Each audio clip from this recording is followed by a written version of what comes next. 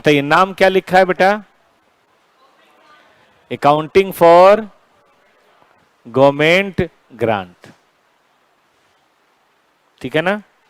Accounting for government grant.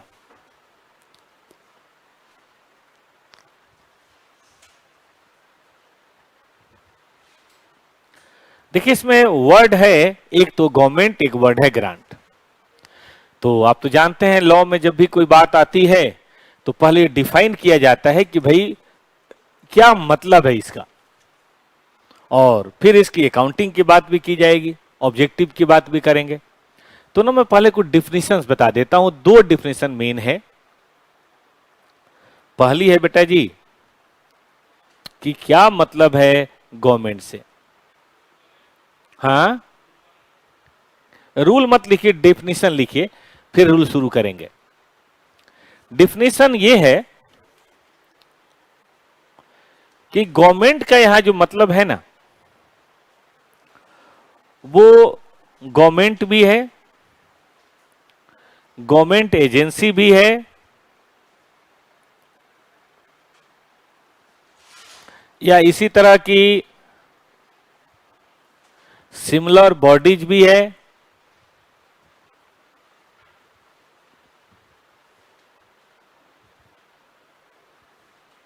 और सबसे बड़ी बात वो बॉडीज जो है ना, लोकल हो, स्टेट हो, सेंट्रल हो या इंटरनेशनल हो, किसी भी तरह का हो, सब तरह की बातें हमें देखनी है। गवर्नमेंट हो, गवर्नमेंट एजेंसीज हो, सिमिलर बॉडीज हो, लोकल हो, स्टेट हो, सेंट्रल हो या इंटरनेशनल हो। कहने का मतलब या तो एमसीडी हो या दिल्ली सरकार हो,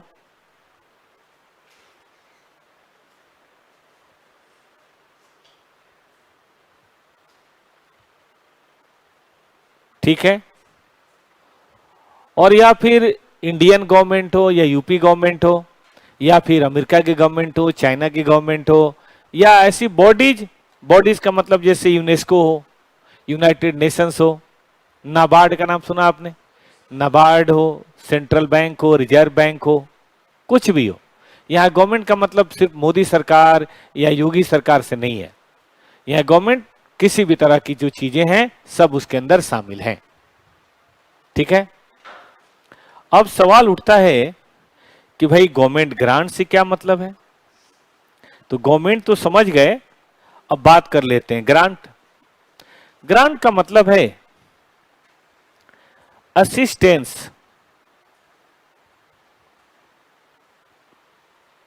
फ्रॉम गवर्नमेंट,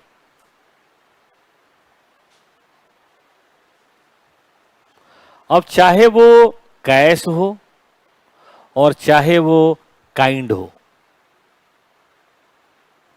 कैश का मतलब तो समझ ही रहे हैं, काइंड का मतलब मान लीजिए सोलर पैनल दे दिया, बायोगैस प्लांट दे दिया, जमीन दे दी,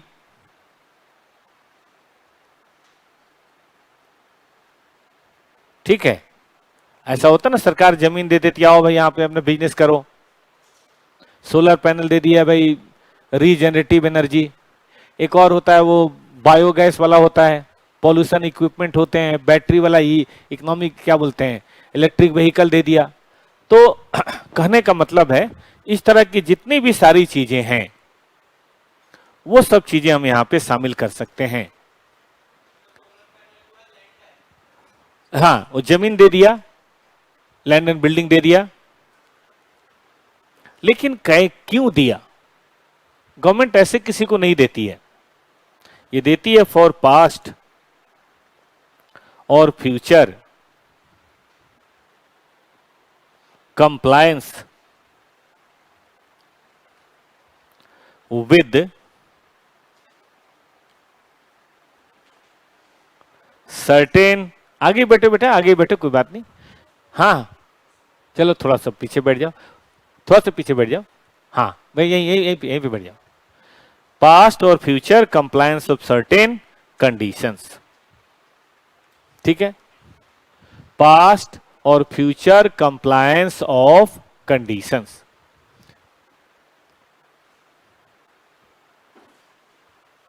ठीक है, असिस्टेंस फ्रॉम गवर्नमेंट कैश और काइंड फॉर पार्ट और future compliance with certain conditions. आप कहेंगे कंडीशंस का मतलब क्या है? कंडीशंस का मतलब है कि जैसे 100% एक्सपोर्ट करोगे, या फॉरेन करेंसी अर्न करोगे आप, या आप कम से कम 100 लोगों की एम्प्लॉयमेंट दोगे, डायरेक्ट एम्प्लॉयमेंट, या आप पॉल्यूशन कंट्रोल करोगे, या आप बैकवर्ड एरिया में कुछ काम करोगे। मतलब देखो, दिल्ली में तो हर आदमी करने को तैयार है, मजा तब है कि दिल्ली में करने की बजाय बताइए आप बेगूसराय में करें, मोतिहारी में करें, उझानी में करें, सीतापुर गीतापुर में करें, तो बैकवर्ड एरिया में फैक्ट्री लगाएं। मतलब कुछ ना कुछ कंडीशनल्स होता है, मुफ्त में कुछ नहीं है। कुछ कंडीशंस आपको बताई जाएंगी, उन कंडीशंस को आप देखिए, और फिर कैश और काइंड में जो भी असिस्टेंस हो सकता है वो असिस्टेंस आपको दिया जाएगा। ठीक है बच्चों, ये मेन मकसद है गवर्नमेंट ग्रांट का, और इसी को बोलते हैं गवर्नमेंट। सबसे पहली बात तो असिस्टेंस किससे मिलनी चाहिए? गवर्नमेंट से। असिस्टेंस कैसे हो सकती है? कैश या काइंड। और असिस्टेंस क्यों होगी? पास्ट और future compliance with certain conditions, कुछ कंडीशंस के कंप्लायंस के लिए। ठीक है, 100% एक्सपोर्ट कर लो, एम्प्लॉयमेंट दे दो, पॉल्यूशन कंट्रोल कर लो, बायो डिग्रेडेबल मटेरियल बनाओ, ये क्या बोलते हैं, रीजनरेटिव एनर्जी बनाओ, ऐसी कुछ काम करो, बैकवर्ड एरिया में लोगों को रोजगार दो, ऐसी कंडीशंस हो सकती है। ओके, चलें आगे। अब इसी की अकाउंटिंग पढ़नी है कि भाई गवर्नमेंट ग्रांट की अकाउंटिंग कैसे करेंगे। इसका भी स्कोप है, लेकिन मैंने कहा था स्कोप पहले पढ़ने का मजा नहीं आता, स्कोप लास्ट में पढ़ेंगे। पहले हम लोग पढ़ लेते हैं, फिर स्कोप की बात करेंगे। तो मैं शुरू करता हूं रूल नंबर 1। चलेगा? जो बच्चे लेट से आए हैं वो थोड़ा सा बस ध्यान दे दें कि हम लोग आज पढ़ रहे हैं AS 12, जिसका मकसद है गवर्नमेंट की ग्रांट की अकाउंटिंग। गवर्नमेंट ग्रांट की अकाउंटिंग।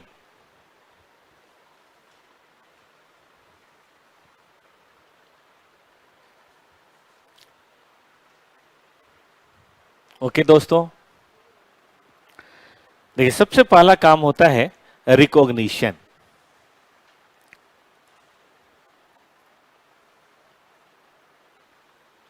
किसी को याद हो AS 10 में भी था कि फिक्स्ड एसेट को अपना कब माने, इंटेंजिबल को अपना कब माने, याद है किसी को? इंपेयरमेंट कब माने।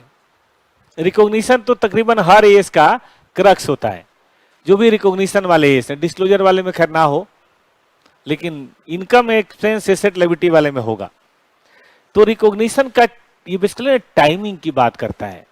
याद रखना, recognition is always about timing, कि इस चीज को अपना कब माने। जैसे आपको घर वाले सीए कब मानेंगे? भाई फाइनल के बाद ही मानना चाहिए, या फाउंडेशन के बाद मानने लगे थोड़ा छोटा सीए, छोटा भीम टाइप का? ग्रांट हमेशा यूनिलेटरल रहता है। हाँ बेटा, ग्रांट एक ही तरफ से होता है, यूनिलेटरल ही होगा। तो देखिए रिकॉग्निशन के बारे में कहा गया है कि ओनली व्हेन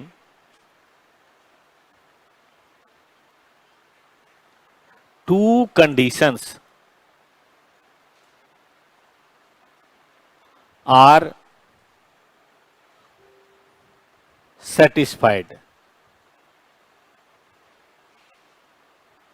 सिर्फ तभी जब दो कंडीशन सेटिस्फाई हो, उसके पहले बात नहीं करनी। क्लास शुरू नहीं हुई? क्लास शुरू हो गई बेटा, क्लास हो गई। क्लास मतलब हो गई मतलब खत्म नहीं हो गया, क्लास शुरू हो गया। किसी और चैनल पे तो नहीं कर दिया इन लोगों ने? नहीं, अर्ली बर्ड में ही है। मैं फोटो भेज देता हूं, फिर इनको विश्वास होगा।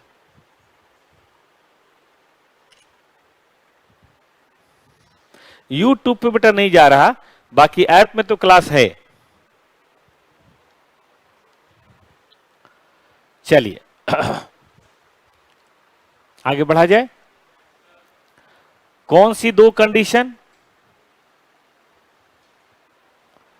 पहली कंडीशन है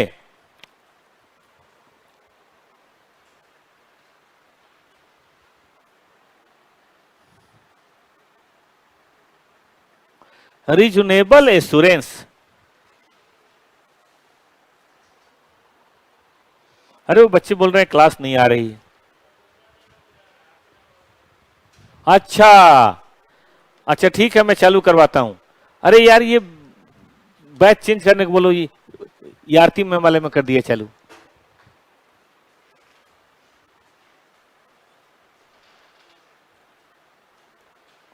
अभी करवाता हूं बेटा, एक मिनट रुक जाओ।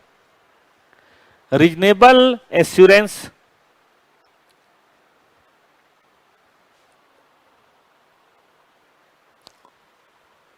मतलब इस बात का रीजनेबल एश्योरेंस हो दैट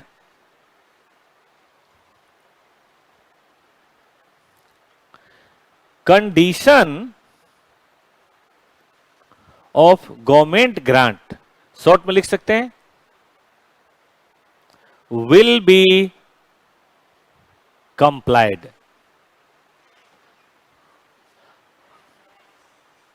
विल बी कंप्लाइड इसका क्या मतलब है कि जो कंडीशन है ना, या तो वो फुलफिल हो चुकी हैं, या बताइए, या फुलफिल हो जाएंगी। या तो हो चुकी हैं या फुलफिल हो जाएगी, दोनों में से कोई एक बात होगी। मतलब अरे यार वो उधर वाला नहीं नहीं, आरती मैडम लिखा हुआ है ना यहाँ पे। कोई बात नहीं, कोई बात नहीं, ठीक करिए जल्दी से।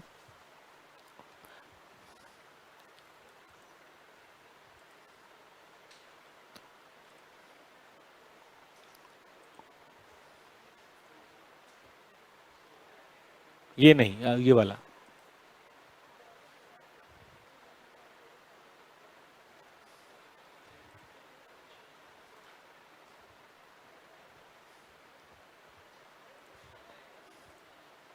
रिकॉर्ड हो रहा है कि नहीं? हाँ फिर ठीक से डलवा दीजिएगा, ठीक है, आज ही डाल दीजिएगा। हाँ हाँ आइए ना। कहाँ गायब है? पास होकर दिख नहीं रहे हैं कि सर को मिठाई खिलाना पड़ेगा।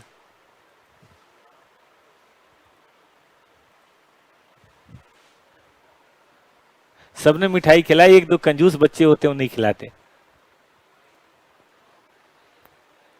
हाँ तो सुनिए बच्चों, जुड़ जाइए जल्दी से।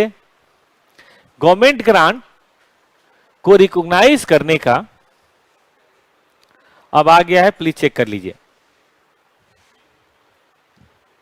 गवर्नमेंट ग्रांट को रिकॉग्नाइज करने का टाइमिंग होता है कि अपना कब माने। जैसे कई बार पापा ना घर में प्राइज अनाउंस करते होंगे, वो भी तो गवर्नमेंट ही हैं, एक तरह के सिमिलर बॉडीज। वो अनाउंस करते होंगे, देखो एक हफ्ते जो मम्मी की बात पूरी तरह से मानेगा उसे 1000 रुपए मिलेंगे। आप समझ जाते हैं कि ये प्राइज हमें मिलना नहीं, ये तो पापा ही ले जाएंगे, क्योंकि पूरी तरह से वही बात मानेंगे, आपने तो मानना नहीं है। तो बताइए उस 1000 रुपए को क्या अपनी इनकम मान सकते हैं एक्रूअल बेसिस पे? क्या नहीं मान सकते हैं? कि वो कंडीशन है वो आप फुलफिल करेंगे नहीं, मम्मी बोलेंगे एक्स और आपको करना है वाई। उसी तरह से गवर्नमेंट ने कहा है कि भाई यहां पॉल्यूशन का लेवल मान लीजिए एक्स लेवल होना चाहिए। आपको पता है हमारा जो इंडस्ट्री उसमें एक्स लेवल नहीं होगा, उसमें गड़बड़ होनी होनी है। बेटा ऑनलाइन यहां से लिखिए बेटा, पीछे थोड़ा सा गवर्नमेंट और ग्रांट छूटा, मैं भी थोड़ी देर में रिपीट कर दूंगा। तो reasonable insurance that condition of government grant will B complied. Assurance guarantee तो कोई नहीं है, अगर नहीं भी हुआ है तो बेटा चलेगा, ऐसा कुछ नहीं है, ठीक है। चलें आगे।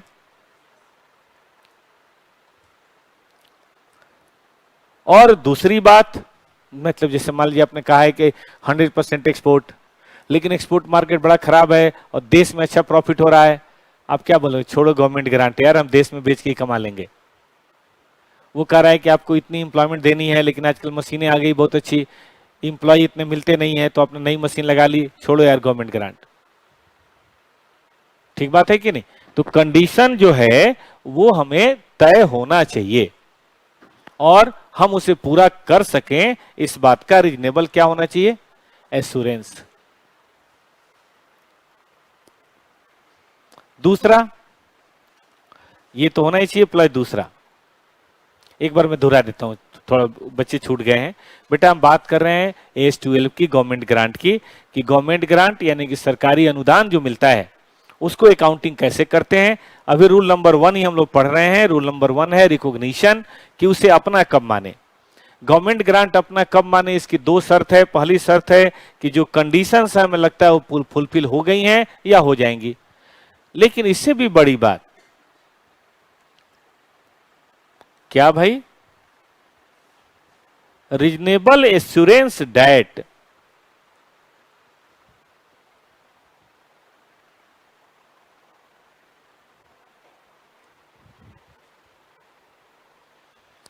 Government grant will be received. ये अनसर्टेनिटी का जरा ध्यान दीजिए। मिलना किससे है? गवर्नमेंट से। और गवर्नमेंट डिपार्टमेंट तो आप जानते ही हैं। आपने कभी एक सीरियल देखा हो ऑफिस ऑफिस? कि नहीं देखा है? पुराना सीरियल था। उस सीरियल में सरकारी डिपार्टमेंट में फैले हुए भ्रष्टाचार को दिखाया जाता है, डिपार्टमेंट बदल बदल के। अब का तो पता नहीं, लेकिन आज से 10 साल पहले ड्राइविंग लाइसेंस ड्राइविंग करने के चलते नहीं मिलता था, पैसे के चलते मिलता था। नहीं, आजकल तो मैंने सुना है कि वहां ड्राइविंग करा के दे देते हैं। हाँ, अच्छा, पैसे लेने ही पड़ते हैं। लीगल पैसे हैं या इलीगल वाले भी? लीगल वाला कोई बात नहीं, मैं ही कह रहा हूं इलीगल। अभी भी मतलब तुम स्कूटी ठीक से चला दो तो नहीं मिलेगा? अच्छा, तो उस जमाने में ड्राइविंग अगर आप हेलीकॉप्टर चला के भी दिखाएं तो आपको टू व्हीलर का नहीं मिलता। टू व्हीलर का तभी मिलेगा जब 2 पत्ती 1000 की आप देते। पहले 1000 का नोट चलता था ना, तो 2000 रुपए तो लगेंगे ही लगेंगे, देना ही पड़ेगा। इसी तरह से आप सब जगह जाइए, शर्तें एक तो ऐसी होती हैं जो कोई पूरी कर नहीं सकता, तो शर्तों से बचने के लिए शर्तें पूरी करें तो उसमें आर्बिट्रेरी क्लॉज होता है जो बहुत कम ही लोग कर पाते हैं। अभी पेटीएम ने कहा नहीं, पेटीएम ने बोला कि जहां भी लीगल कंप्लायंस है वो बिजनेस हम करेंगे ही नहीं, हमसे ना होता। इनके जो तरीके होते हैं वो हम पूरा कर नहीं पाते और तरीकों का कोई रेशनल है नहीं, ऐसी आर्बिट्रेरी है। तो हम कोई भी ऐसा काम करेंगे जिसमें लीगल ना हो। लेकिन प्रॉब्लम है सरकार ने सबको रेगुलेट कर ही रखा है, कोई ना कोई डिपार्टमेंट बना ही रखा है। तो गवर्नमेंट ग्रांट में तो और पैसा लेना है, देना भी नहीं है। जिनको पता हो, घर में कोई मुखिया सरपंच या कोई हो, तो उन्हें पता होगा सरकार के अनुदान गांव में कैसे बढ़ते हैं। अगर 20,000 रुपए मिलना हो घर के लिए तो आपको पहले 2, 4, 5, 10,000 देना पड़ेगा, तब 20,000 मिलेगा।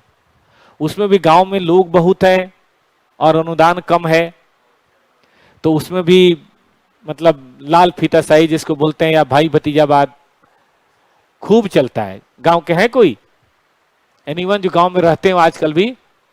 तो आपने देखा होगा जो जो मुखिया जी या सरपंच जी होते हैं उनका अभी भी बहुत ज्यादा आर्बिट्रेरीनेस। आर्बिट्रेरीनेस मतलब उनकी मर्जी है, वो क्या करें चाहे ना करें। ये एस 11 या 12 या 13 या 15 की बात नहीं है, हर एज में है। अगर कोई इनकम अनसर्टेन हो तो इनकम नहीं है। आपको याद होगा कंटिजेंट एसेट को कभी एसेट नहीं मानते, याद है? फाउंडेशन कंटिजेंट एसेट को कभी एसेट नहीं मानते, कल ही पढ़ा रहा था मैं। Contingent asset is not asset.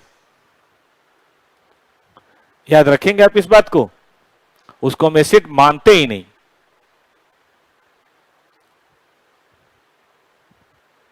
चलें आगे। तो दो बातें पूरी करनी है और दोनों एक साथ करनी है। ये नहीं कि एक हो गया एक बाकी है तो हो गया, नहीं, दोनों। और नहीं है, कंडीशन भी फुलफिल हो गया हो या हो जाएगा, और बताइए गवर्नमेंट ग्रांट भी हो गया हो या हो जाएगा, इस तरह की बात हो तभी हम इसे रिकॉग्नाइज करेंगे, वरना रिकॉग्नाइज, बोलिए बेटा, नहीं करेंगे। रिकॉग्नाइज करने का कोई मतलब नहीं है।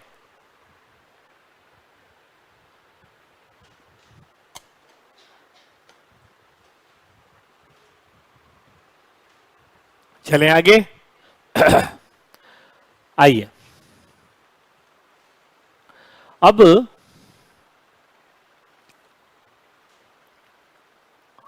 रूल नंबर 2 के अंदर है टाइप्स ऑफ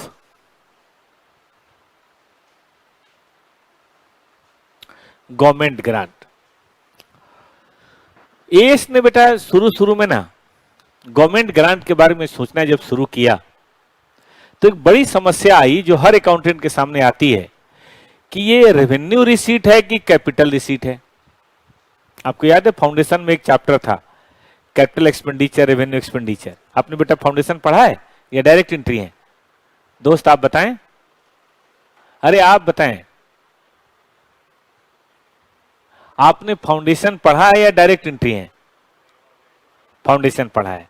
वहां पे एक चैप्टर था याद है, कैपिटल एक्सपेंडिचर, रेवेन्यू एक्सपेंडिचर। मेरी आवाज आ रही है कि नहीं आ रही है? नहीं, आप ऐसे थे तो मैं तो डर गया, क्या पता कि बोलते ना हो आप, डिफरेंटली एबल हो। तो उसमें था कि अगर हम किसी चीज को रेवेन्यू मानते हैं तो वो इनकम माना जाता है, पीएल में जाता है, याद आए किसी को? और किसी चीज को कैपिटल मानते हैं तो वो बैलेंस शीट में, एसेट में, लायबिलिटी में ऐड ले जो भी होना होता है। गवर्नमेंट ग्रांट को क्या माने? एक व्यू था कि गवर्नमेंट ग्रांट कौन सा हर बार मिलता है, ये तो लाइफ में शायद जनरली काम शुरू करने से पहले मिलता है, जनरली यस, शुरू करते समय। तो इसको तो कैपिटल ही मानना चाहिए। आपको अगर याद हो एनपीओ में आता था डोनेशन, कि छोटा डोनेशन है तो रेवेन्यू, बड़ा डोनेशन है तो कैपिटल, ऐसा कुछ था। तो अकाउंटेंट के सामने या एस बनाने वालों के सामने ये प्रॉब्लम आई कि इसको कैपिटल मानते हैं क्योंकि वन टाइम अफेयर होता है, बड़ा अमाउंट होता है।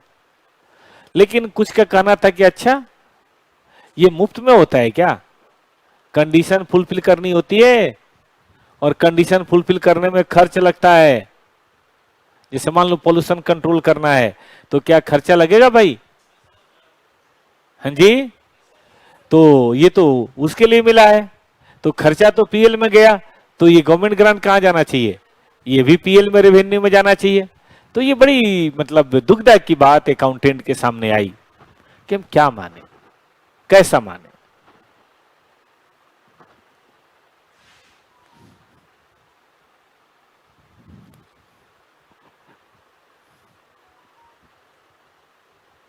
ठीक है बेटा। तो अकाउंटिंग कमेटी ने देखा, अकाउंटिंग स्टैंडर्ड कमेटी ने, कैसे बात बन नहीं रही है, क्योंकि कुछ को तो सही में कैपिटल मानना पड़ेगा जो शुरुआत में मिले हैं बिजनेस को चालू करने के लिए, और कुछ जो बिजनेस को रनिंग कंडीशन में रखने के लिए रखे हैं वो तो ऑपरेटिंग में होना चाहिए। तो उन्होंने कहा कि एक हार्ड एंड फास्ट रूल ठीक नहीं होगा, रूल को थोड़ा बदलना पड़ेगा। तो उन्होंने कहा कि चलो हम ना पहले सिचुएशन क्लियर करते हैं और फिर जो अकाउंटिंग होगी ना वो सिचुएशन के मुताबिक होगी। तो पहले सिचुएशन देख लेते हैं। पहला सिचुएशन है गवर्नमेंट ग्रांट जो मिला है ना for a specific fixed asset. गांव का फिर एग्जांपल लूंगा, कृषि के उपकरण खरीदने के लिए, इक्विपमेंट्स खरीदने के लिए कई बार सरकार से मदद मिलती है। ट्रैक्टर वगैरह, थ्रेसर वगैरह, जेसीबी वगैरह, पता नहीं अब मिलता है कि नहीं, लेकिन एक जमाने में मिलता था, किसानों की मदद की जाती थी। अब तो पता नहीं, लेकिन आज से 2 साल पहले इलेक्ट्रिक व्हीकल यानी कि स्कूटी वगैरह खरीदने में डोनेशन मिलता था, मतलब ग्रांट मिलता था ताकि दाम उसका कम हो जाए। शुरू शुरू में इलेक्ट्रिक व्हीकल जो आया था, कार वगैरह, उसमें भी मिलता था, अगर किसी ने थोड़ा सुना हो तो। आज भी मैंने सुना है कि सोलर पावर पैनल बनता है ना छत के ऊपर, या सोलर लाइट लगता है, उसमें भी सरकार की तरफ से थोड़ा डोनेशन मिलता है ताकि कॉस्ट लोगों को कम पड़े। हाँ, एक ही बात है, एक ही बात, हमारे के लिए एक ही बात है। तो कहने का मतलब है कि जब किसी स्पेसिफिक एसेट्स के लिए मिला हो, जनरली जो चीजें नई हैं या जिससे समाज को फायदा है, वैसी चीजों में देते हैं वो, ठीक। तो अगर ऐसा है तो अकाउंटिंग कैसे होगी, पढ़ेंगे थोड़ी देर में। दूसरा होता है बेटा कि फॉर होल प्रोजेक्ट, किसी एसेट्स के लिए नहीं दे रहे, क्योंकि कोई एसेट अकेला कुछ नहीं, हमने कल पढ़ा था सीजीयू। क्या था सीजीयू भाई? Group of asset. जैसे देखो, शेर तो कई बार अकेला शिकार कर देता है, लेकिन कुत्ते अकेला शिकार नहीं कर पाते, कर तो वो भी लेते हैं, अगर आपने डिस्कवरी देखा हो तो।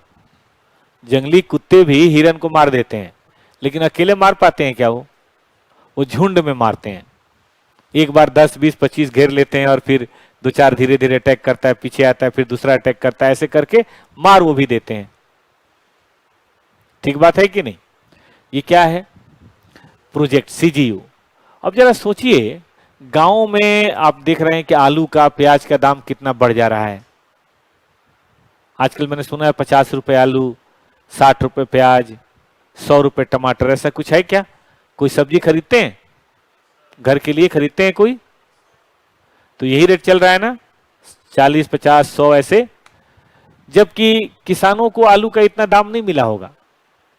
किसानों को मुश्किल से बेटा 10 रुपए, 5 रुपए मिला होगा जनवरी, फरवरी, मार्च महीने में। तो जो इतनी मेहनत करता है, ठंडी, गर्मी, बरसात, उसको कुछ नहीं मिलता, क्योंकि भंडारण की प्रॉब्लम है, स्टोरेज की। जिसके पास स्टोरेज है वो सस्ता खरीद कर रख लेता है और फिर बाद में ब्लैक मार्केटिंग, समझते हो, आर्टिफिशियल स्कार्सिटी पैदा करके। अब सोचो ना, जिसने 5 रुपए, 7 रुपए होलसेल में आलू खरीदा होगा, अभी होलसेल में कम से कम 30 रुपए बेच रहा होगा, 6 गुना। और लोग करोड़ों रुपए इसमें कमाते हैं। हम लोग सीए करते हैं, डॉक्टर बनते हैं, ये बनते हैं, वो बनते हैं। वो चुपके से 5 करोड़ लगाया, 30 करोड़ निकाला, पता भी नहीं चला। लगाया कब? जनवरी, फरवरी में, जब आलू सस्ता होता है। बेचा कब? जुलाई, अगस्त में। 6 महीने में 6 गुने। हाँ, ठीक है, लेकिन भंडारण बना लिए तो क्या रिस्क है? भंडारण बना लेते हैं वो। भंडारण मतलब कोल्ड स्टोरेज। अब देखो, कोल्ड स्टोरेज की कमी के चलते किसान मारा गया ना। नियम से किसान को 20-30 रुपए तो मिलना चाहिए था, 20 रुपए तो कम से कम मिलना ही चाहिए था, लेकिन है नहीं, उसके पास स्पेस नहीं है, जगह नहीं है भी तो लिमिटेड है, दूर दूर है, उसके पास साधन नहीं है। तो भारत सरकार ने स्कीम लगा रखा है कि गांव के अंदर अगर आप कोल्ड स्टोरेज खोलते हैं, शहर में नहीं, गांव के अंदर, तो हम आपको 50% अनुदान देंगे। किसका? प्रोजेक्ट कॉस्ट का। और आप तो जानते हैं प्रोजेक्ट कॉस्ट में जमीन भी आएगी। कोल्ड स्टोरेज देखा है किसी ने? बड़ा होता है, जहां काफी बड़ा नहीं है, उसके आगे भी जगह होती है, ट्रक व्रक लगाने के लिए, उतारने के लिए, चढ़ाने के लिए। तो जगह चाहिए, 2-3 एकड़, 2 एकड़ तो चाहिए ही। इसके अलावा बिल्डिंग भी बहुत बड़ी होनी चाहिए। उसके अलावा प्लांट और मशीनरी भी जो ठंडा रख सके। ठीक बात है कि नहीं? तो ये 2-3 करोड़ का प्रोजेक्ट होता है। बिहार सरकार 50% देती है। अगर आपको बात समझ में आए तो 50% लीजिए। फिर भी लोग नहीं लगाते, उसके पीछे वही कंडीशन वाली बात है, पैसा मिलता नहीं, बड़ा रुला देते हैं। आपका पैसा आपके पॉकेट से लग गया, आधा बन गया, आधा वो देते नहीं है। देंगे तो उसमें से आधा खा जाएंगे। तो सरकारी स्कीम होती कुछ और है और मिलता कुछ और, आपको पता ही है। चलिए जो भी है, तो फॉर होल प्रोजेक्ट, तो देखो एक एसेट के लिए दिया तो अलग हिसाब होगा, होना भी चाहिए। पूरे प्रोजेक्ट के लिए दिया तो हिसाब अलग होना चाहिए।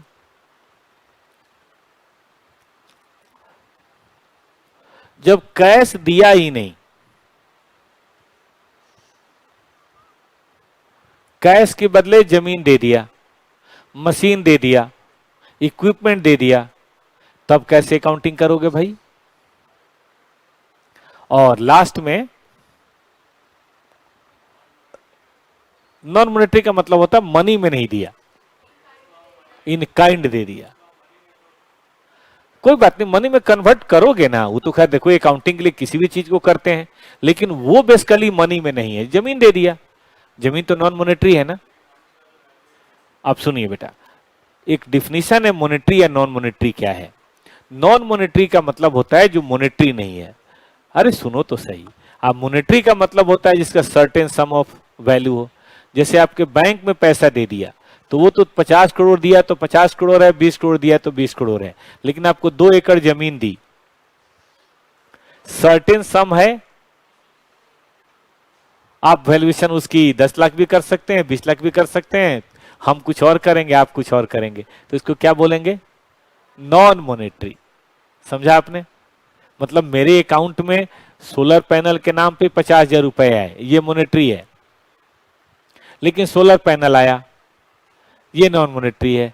अब सोलर पैनल आपको तो पता ही है 10, 20, 30, 40, 50, 60 कुछ भी हो सकता है, कुछ भी। जैसे मान लीजिए आपके दोस्त ने बर्थडे पे आपको 1000 रुपए पेटीएम कर दिया, ये शरीफों वाली बात हुई। पेटीएम करने की बजाय उसने आपको कॉपी पेन गिफ्ट किया। अब कॉपी पेन देखो पतली भी हो सकती है, 50 रुपए की कॉपी भी आती है, पेन 2 रुपए का भी आता है, पेन 100 रुपए 200 का भी आता है, कॉपी 200 की भी आती है, कुछ हिसाब तो है नहीं। कहने को कॉपी पेन गिफ्ट किया, 2 रुपए वाला पेन था, 10 रुपए वाली कॉपी थी, 12 रुपए में निपटा दिया आपको। तो चॉकलेट, अब चॉकलेट बड़े वाला भी होता है, अब वो अपनी गर्लफ्रेंड को देता है 200 रुपए वाला, आपको 10 रुपए वाला थमा दिया, ले भाई गुड डे, क्या बोलते हैं, डेयरी मिल्क, डेयरी मिल्क खाओ। तो देने को चॉकलेट उसने दिया, लेकिन वो किस काम का? दांत में अपने रखा, उसी में फंस गया। चलो, तो फॉर रेवेन्यू एक्सपेंस,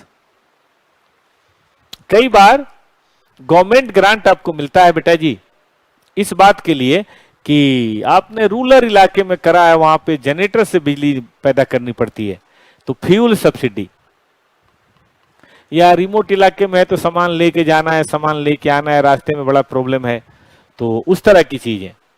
तो जब ऐसी कोई बात होती है ना, इसी को बताइए हम क्या बोलते हैं, रेवेन्यू। या मान लीजिए सरकार ने आपको कहा कि भाई लॉकडाउन में सभी एम्प्लॉय को वैक्सीन का टीका लगवाओ, और इसके लिए 50,000 रुपए दे दिए, तो कोई आमदनी तो हुई नहीं, टीका लगेगा उसके बदले मिलेगा, ठीक बात है। तो एक ये भी हो गया, तो कितने हो गए बेटा? 4।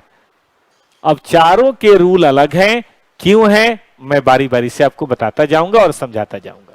और ये पढ़ लीजिए, एस खत्म। शुरू करें बेटा? पर सबने लिख लिया ना? आ जाओ,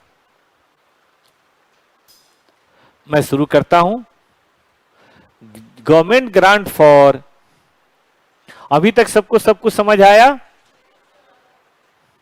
जब भी कुछ नहीं समझे बेटा हाथ खड़े कर लीजिएगा, मैं स्लो हो जाऊंगा। मैंने महसूस किया अपने 27 साल के कैरियर में कि कुछ हल्का या भारी नहीं होता, समय देने की बात होती है। मैं ये बार बार हर क्लास में रिपीट करता हूं, और ये आपके लिए भी कह रहा हूं। जब भी आपको कोई टैक्स, लॉ, कॉस्ट, कुछ भी, मैं कहता हूं फिजिक्स, किसी बच्चे को नहीं समझ आ रहा हो, समय दे दो, चीज आपकी हो जाएगी। जब किसी बैट्समैन को कोई दिक्कत होती है ना, जैसे बाउंसर से या किसी बॉल से, तो कोच ना उसको उसी तरह की बॉल लगातार 2-4 दिन खिलवाता है कि भाई तू ये खेल, फिर सीख जाएगा, फिर उसका थोड़ा बहुत हाथ बैठ जाता है। चलिए, गवर्नमेंट ग्रांट फॉर किस बात के लिए बेटा? Specific fixed asset. चलें शुरू करें।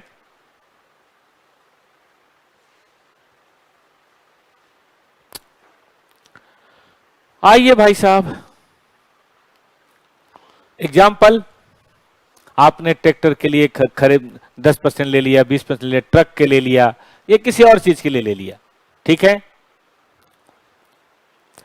तो इसमें एस कहता है कि दो मेथड है, मतलब दो ऑप्शन, समझते हैं बेटा, कि आप ऐसे भी कर सकते हैं और आप ऐसे भी कर सकते हैं। दो option.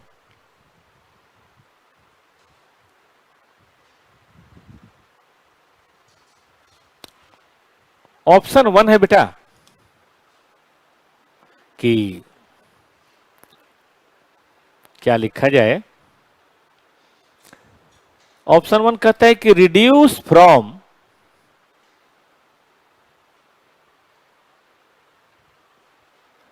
Cost of fixed asset में मैंने गलत लिख दिया, आजकल इसको लिखते हैं पीपी।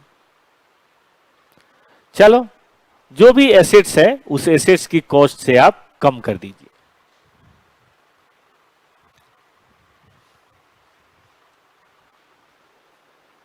आप कहेंगे क्या मतलब, कि भाई अगर आपने ट्रैक्टर खरीदा 10 लाख का आता होगा, 10 लाख, और सरकार ने 20% दे दिया, तो आप समझिए ट्रैक्टर 8 लाख का है। आपने स्कूटी खरीदा 1.5 लाख का, सरकार ने 50,000 दे दिया, तो समझिए स्कूटी आपका 1 लाख का है। ठीक है, थोड़ा जगह छोड़ के एक इलस्ट्रेशन दूं, थोड़ा जगह छोड़ के देता हूं, ठीक है ना, क्योंकि मुझे अभी कुछ और लिखना है। यह इलस्ट्रेशन वो प्रैक्टिस की कॉपी में लिख लो, ये भी चलेगा। मतलब यहां भी 3-4 लाइन रखिएगा, अभी कुछ बातें लिखनी, 5 लाइन।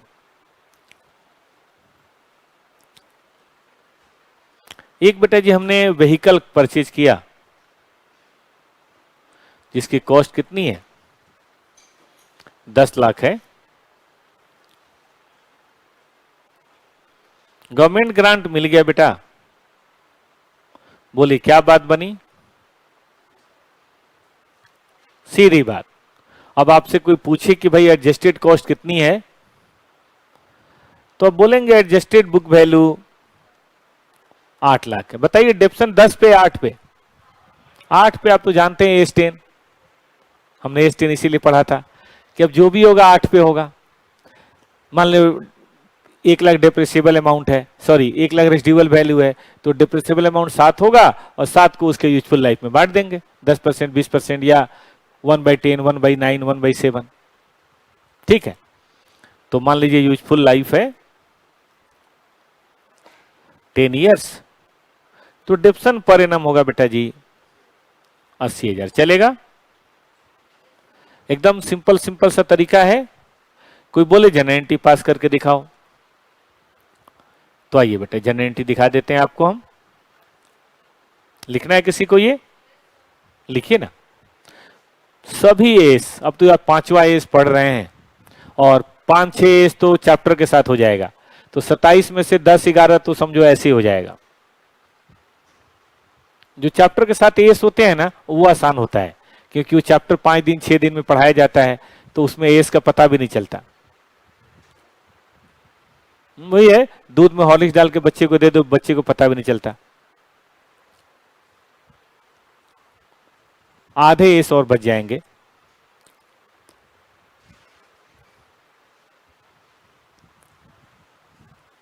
आइए जनाब,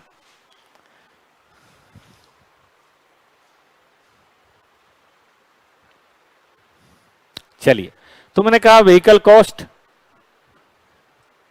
गवर्नमेंट, जिसको भी ना देर हो जाए, कोई बात हो जाए, तो ऑनलाइन भी कर लीजिए, कोई बुराई नहीं है, ठीक है ना।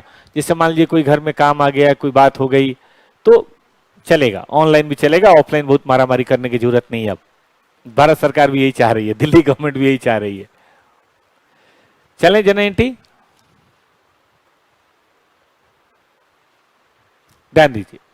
जनरेंटी कहता है कि जब फिक्स्ड एसेट खरीदेंगे तो क्या लिखेंगे, PP account DR to bank,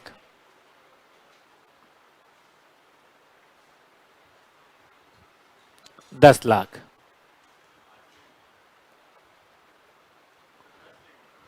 अभी तो 10 ही लाख लेंगे ना बेटा, पर्ची तो 10 ही लाख पे करेंगे।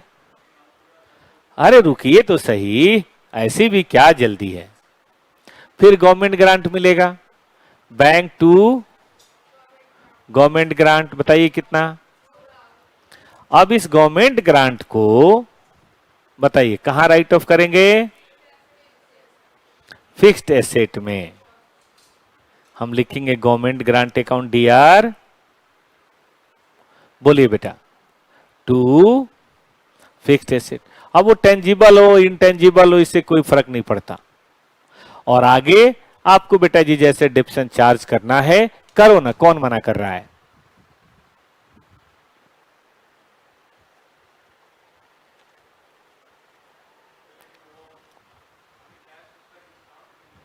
फिर से बोलो। अभी हम मान रहे बेटा हमें कैश मिला है, सरकार ने हमें पैसे दिए हैं। चलिए इनका एक आया सर, मान लो हमें ना मिला, व्हीकल वाले को मिल गया और हमें 8 लाख ही देने पड़े, तो नेट एंट्री 8 लाख से कर लो, उसमें क्या है, फिर तो आपकी और कॉस्ट 8 लाख है। जैसे स्कूटी में ऐसे ही होता है, कैश नहीं मिलता, वो आपको स्कूटी सस्ता मिलता है, तो जितने में मिला वही लिखेंगे, क्या बुराई है। एक ही एंट्री पास करेंगे 8 लाख से। सबने लिख लिया। अभी हम मान रहे हैं कि सरकार ने हमें दिया और हमने वेंडर को दिया।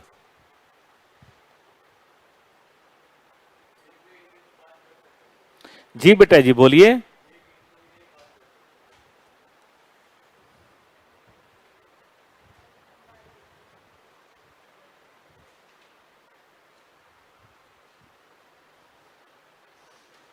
हाँ सर, उसको बनवा दीजिए।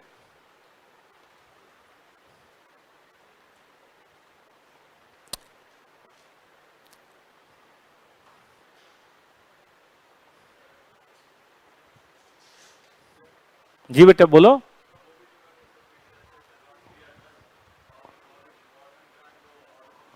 ओ भाई साहब फिर से सुन लो, ये दो समय पे होने वाली बातें, जरूरी नहीं कि उसी दिन सब हो जाए। हो सकता है 1 जुलाई को आपने खरीदा, 10 जुलाई को ग्रांट मिला, ठीक है। चलें आगे। नहीं लिखा अभी, हो गया, समझ भी आया, क्यों लिख ही रहे हो। क्या रूल है, reduce from cost of asset. लेकिन सुनो, if government grant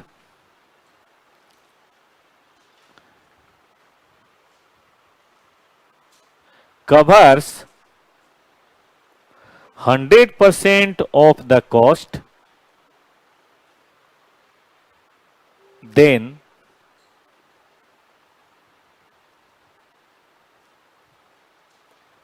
show the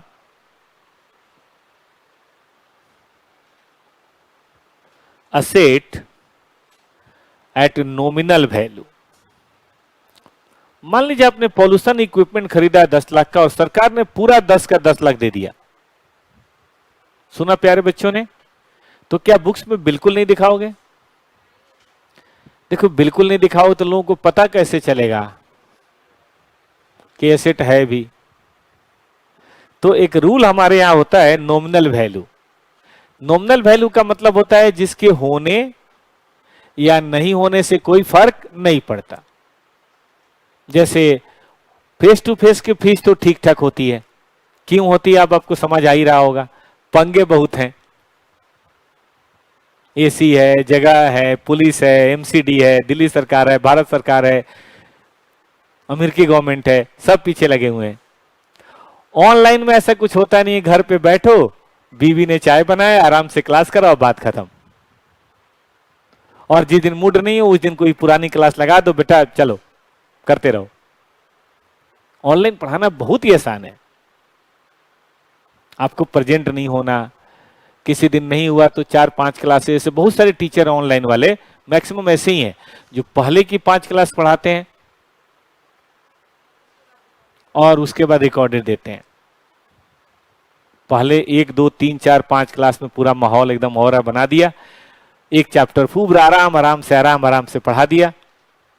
फिर उसके बाद बोलेंगे देखो 6ठी से लेकर 90 क्लास आपको ये 2 महीने में एकदम टारगेट रखना है, फोकस बनाए रखना है, ये कर लो। फिर मैं आऊंगा, प्रॉब्लम बताऊंगा। 91वें दिन में फिर वो आ जाते हैं, और बेटा सब बढ़िया से हुआ ना, अब आपको तैयारी करनी है रिवीजन की, बस हो गया।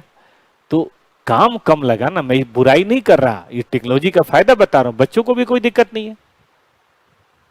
हर बात में डाउट थोड़ा निकलता। आप देखो जितना हम लोग पढ़ रहे हैं एकदम आराम आराम से डिटेल में, इसमें क्या ही डाउट निकलना है, क्वेश्चन सारा मैं करा ही दूंगा। तो एक बार अगर ये हो गया तो ये कहां जाना है, पढ़ने वाला आराम से पढ़ सकता है। नहीं पढ़ने वाले को तो देखो तुम डांस करके दिखाओ तब भी फर्क नहीं पड़ेगा। तो इसमें कोई बुराई भी नहीं, इसीलिए उसकी कॉस्ट कम होती है। खुद हम लोग कम में देते हैं, हम लोग फाउंडेशन 5,000 रुपए में देते हैं, जबकि फेस टू फेस में 25,000 रुपए हम लोग लेते हैं। कारण बताओ क्या है? 25,000 में भी नुकसान है, वो 5,000 भी अपने पॉकेट में जा रहा है, 25,000 में भी नुकसान है, खर्चा बहुत है। चलो जो भी बात है, आजकल जैसे आपने देखा होगा रेस्टोरेंट का भी यही सिस्टम आ रहा है, रेस्टोरेंट क्लाउड किचन हो रहा है।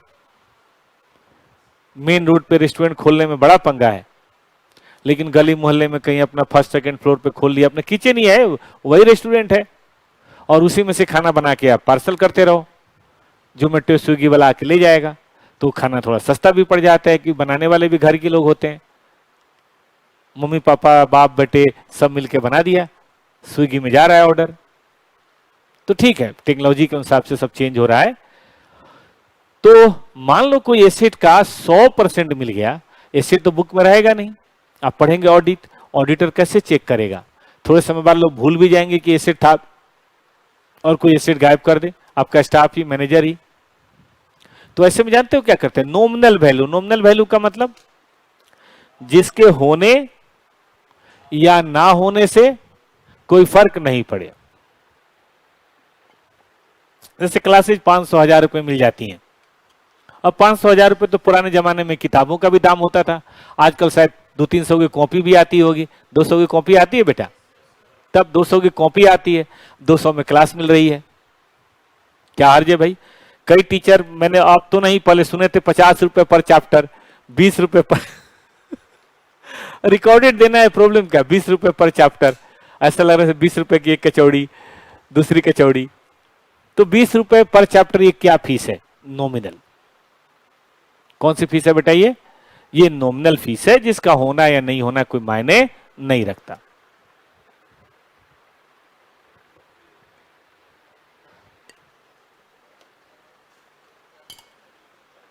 ठीक है बेटा? तो show the assets on nominal value, याद रहेगा।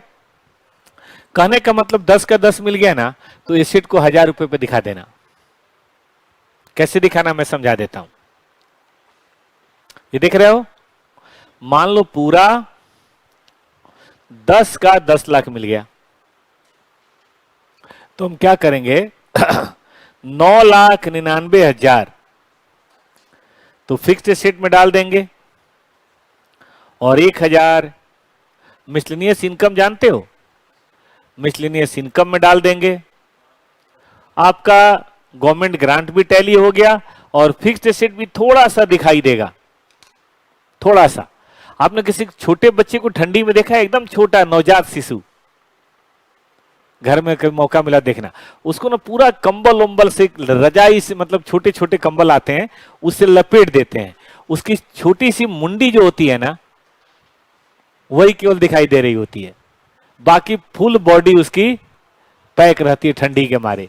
उसको एकदम हगीज वगैरह सब पहना बना के, डाइपर वगैरह मस्त रखते हैं। तो हम भी क्या करेंगे, पूरा फिक्स्ड एसेट तो पेंट कर देंगे, गायब कर देंगे, 1,000 रुपए दिखाएंगे। कहां कहां दिखाएंगे? Balance sheet. अब बताओ उस पर डेप्शन कितना चार्ज करोगे? डेप्शन कितना चार्ज करोगे आप फिक्स्ड एसेट पे? अरे नहीं चार्ज करेंगे यार, 1,000 रुपए पे क्या ही डेप्शन चार्ज करोगे, क्योंकि 10 लाख गवर्नमेंट ग्रांट था। गवर्नमेंट ग्रांट अकाउंट कैसे क्लोज होगा भाई? 10 लाख गवर्नमेंट ग्रांट मिला है, 999 फिक्स्ड एसेट में डाला, तो 1,000 से उसकी अंतरात्मा तो भटकती रहेगी। तो उसको शांत करने के लिए क्या करना पड़ेगा? बोलो जल्दी से। उसे भी पीएल में डाल के स्वाहा, खत्म करो उसे भी। ठीक है, तो ये हमारा तरीका होता है, ये हमारी तरकीब है। चलें बालकों, आगे बढ़े, आ जाओ। अब चलते हैं बेटा नंबर 2। कई लोग कहते हैं कि ये ऑप्शन बहुत अच्छा नहीं है, तो इसीलिए गवर्नमेंट ने या एएस ने आपको एक ऑप्शन और दिया है। क्या है उस ऑप्शन का नाम? उस ऑप्शन का नाम है बेटा credit government grant in deferred account and recognize deferred grant in PL statement over the life of asset, over the useful life of asset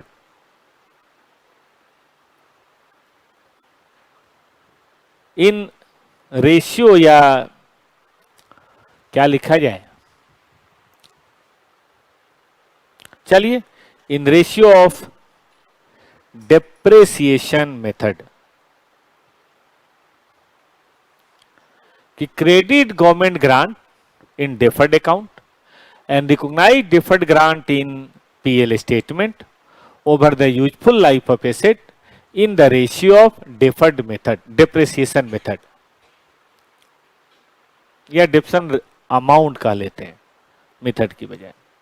पहले लिखिए, फिर इसका इलस्ट्रेशन समझाएंगे।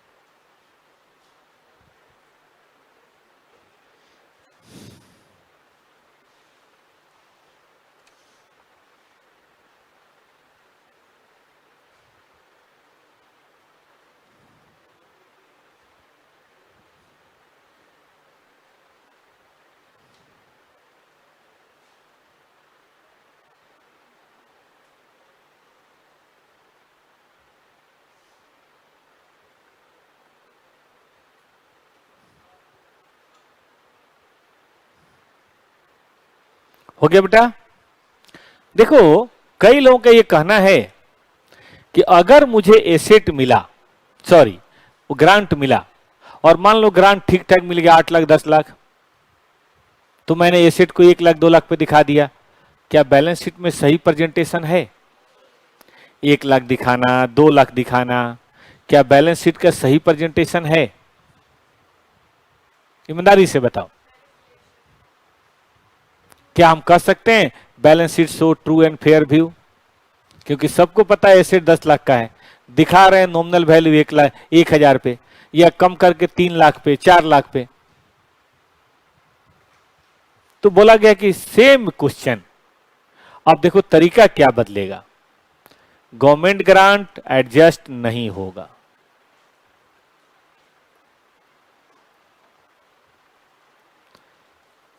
फिर क्या होगा? गवर्नमेंट ग्रांट की एंट्री ध्यान दीजिए, अब ऐसे होगी, deferred government grant account, 8 lakh मिले, 10 लाख मिले, 2 लाख मिले, 5 लाख मिले, हम 4 लाख मानते हैं, कोई फर्क नहीं पड़ता। 10 लाख ही मिल जाए क्या फर्क पड़ता है? ठीक है, तो क्या करेंगे आप? तो भैया 2 अकाउंट खुल गए, बताइए कौन कौन से?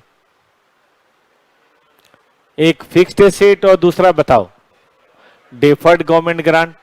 बताओ फिक्स्ड एसेट का डिप्शन कितने पे करोगे, 10 पे या 6 पे? 6 पे क्यों करेंगे? एसेट तो 10 है, हमने तो एसेट में कम किया नहीं, तो हम लिखेंगे डिप्सन अकाउंट DR2, बताओ जल्दी, to fixed asset, tell me how much, 10 lakh का 1/10, बताइए। लेकिन वो बैलेंस शीट में जो डेफर्ड रखा हुआ है उसको भी बताइए क्या करना पड़ेगा, उसे भी बेटा राइट ऑफ करेंगे। डिप्सन तो पीएल में जाएगा ही जाएगा, है ना। तो वो डेफर्ड वाला भी थोड़ा थोड़ा करके, उल्टा लिख दिया मैंने, sorry sorry sorry, deferred government grant भी हर साल पीएल में इसी रेशियो में जाएगा।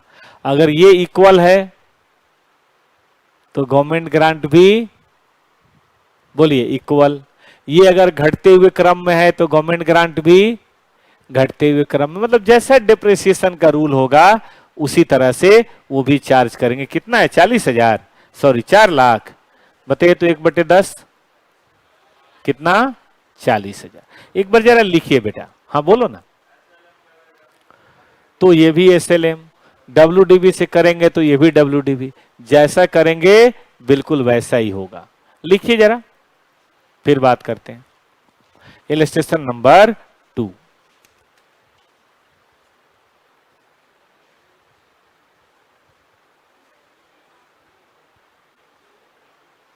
हो गया बच्चों।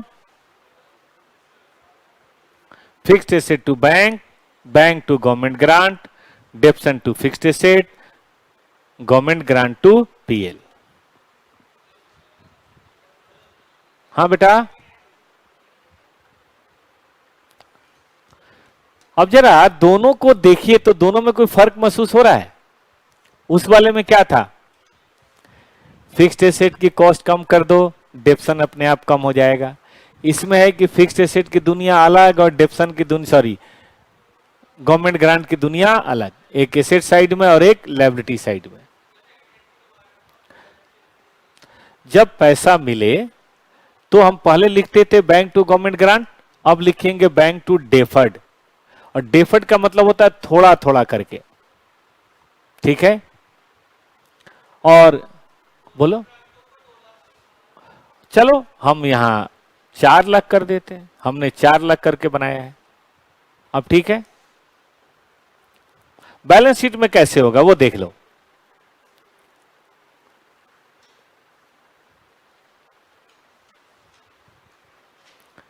इधर फिक्स्ड एसेट पूरा होगा 10 लाख लेस डिप्रिसिएशन, इधर डेफर्ड गवर्नमेंट ग्रांट होगा 40 लेस डिप्रिसिएशन, डिप्सन नहीं, ट्रांसफर टू पीएल है ना 0.40, तो कितना हो जाएगा बेटा ये 3.60। ये एक साल के बाद की दुनिया बता रहे हैं, दूसरे साल फिर कुछ और, तीसरे साल फिर कुछ और। एक क्वेश्चन देखेंगे बेटा, क्वेश्चन नंबर है 3.2,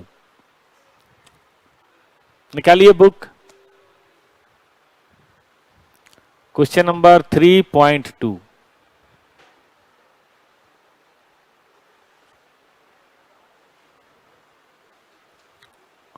पढ़िए तो बेटा।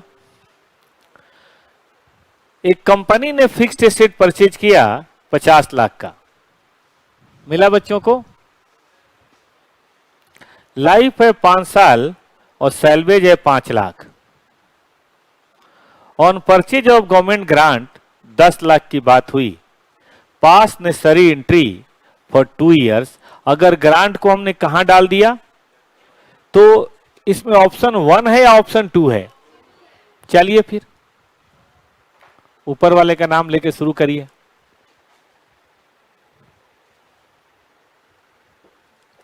अभी बताते हैं देवांगी, अभी बताते हैं बेटा, 1 मिनट रुक जाओ।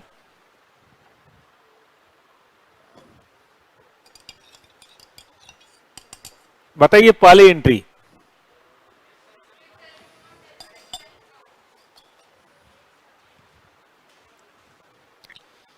क्या पहली एंट्री आपके बुक में बिल्कुल सही हुई? कोई दिक्कत इसमें? दूसरी बताइए, जब 10 लाख मिलेगा, कोई बोल नहीं रहा। Bank to deferred government grant, क्या उसका डिप्शन चार्ज करेंगे और पीएल में उसको राइट ऑफ भी कर लीजिए। करिए करिए, कैसा लगा रूल 2, कैसा लगा बच्चों को? ठीक है, रूल 3 ऐसे ही, इसमें थोड़ा टाइम लगेगा, बाकी के जो 3 मेथड है वो फटाफट होने वाले हैं। इसको बढ़िया से करिए।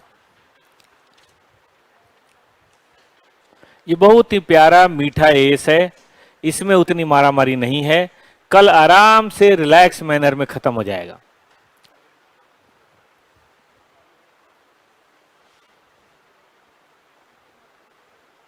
चलिए अब बेटा 4 नंबर, क्या डिफर्ड गवर्नमेंट ग्रांट को कुछ ट्रांसफर करना चाहेंगे? कोई बोल नहीं रहा। कितना ट्रांसफर करेंगे? अच्छा, ये डिप्रेशन 9 लाख कैसे आया? 50 minus 5 divided by 10। Deferred 2 lakh कैसे आया?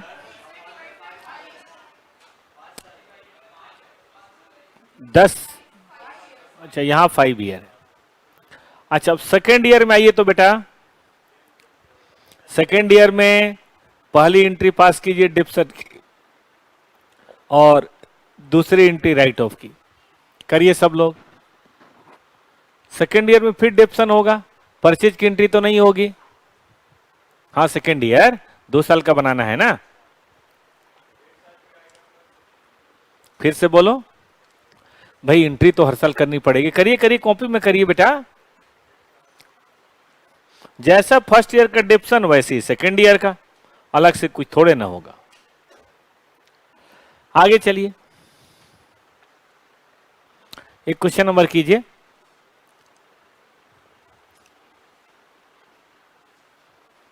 थ्री 3.1 जी बेटा, करेंगे बेटा, पहले 1 कर ले फिर 3 भी करेंगे, काहे जल्दी कर रहे हो? परचेज किया 50 लाख, यूजफुल लाइफ है 5 साल, सैलवेज है 5 लाख, ग्रांट मिला 10 लाख, फर्स्ट 2 इयर्स की अकाउंटिंग करनी है। अगर ग्रांट कहां डाल दिया बेटा? ये कौन सा ऑप्शन था? ऑप्शन 1 में हम लोग क्या करते थे? एसेट में से घटा देते थे, और डिप्शन किस पे होगा? जाहिर है घटे हुए वैल्यू पे, 50 में से 10 घटा के जो बचेगा उस पे। क्या एंट्री कर पाओगे? करो तो पहली एंट्री फर्स्ट ईयर की।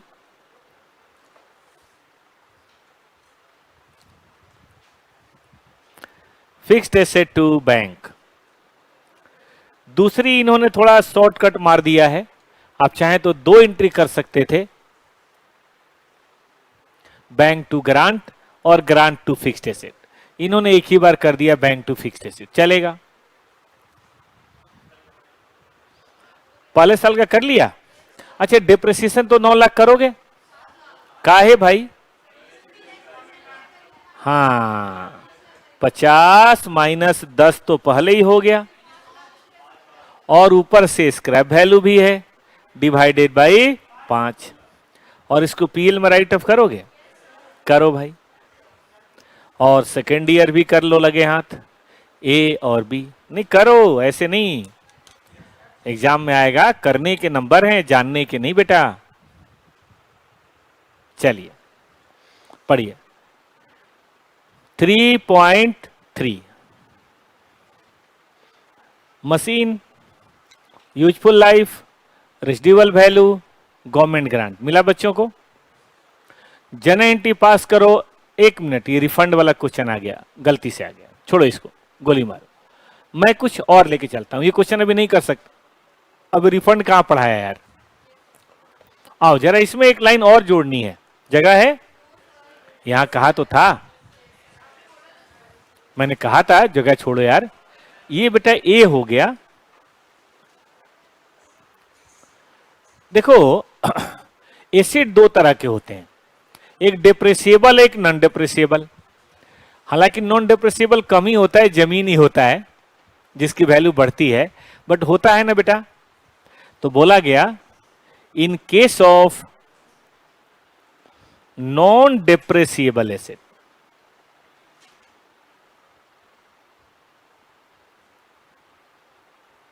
क्या करो बेटा, ट्रांसफर, या ऐसा लिखते हैं, credit the government grant in capital reserve. देखो इसके पीछे का लॉजिक, आखिर एस ने ऐसा क्यों कहा।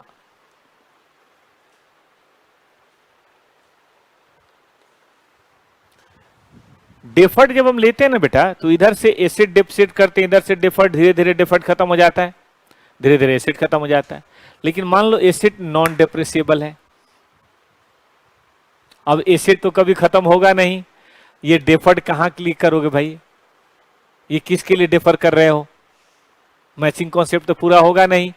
तो उसने बोला जब एसेट नहीं खत्म होगा तो उसका गवर्नमेंट ग्रांट भी नहीं खत्म होना चाहिए, उधर एसेट को डेबिट कर दो और इधर कैपिटल रिजर्व को क्रेडिट कर दो। बैलेंस शीट में बताइए क्या होगा, इधर से एसेट ने नहीं हिलना है और इधर से बताओ कैपिटल रिजर्व ने नहीं हिलना है, दोनों बैलेंस शीट को एकदम मैच करके रखेगा। और ये कैपिटल रिजर्व पड़ा रहेगा, जब तक वो एसेट है तब तक ये कैपिटल रिजर्व है, इससे डिविडेंड नहीं बांटेंगे। याद रहेगा बच्चों को। चलो अब लिख लिया सबने, हम पढ़ते हैं कौन सा वाला, नंबर 2 लिखो।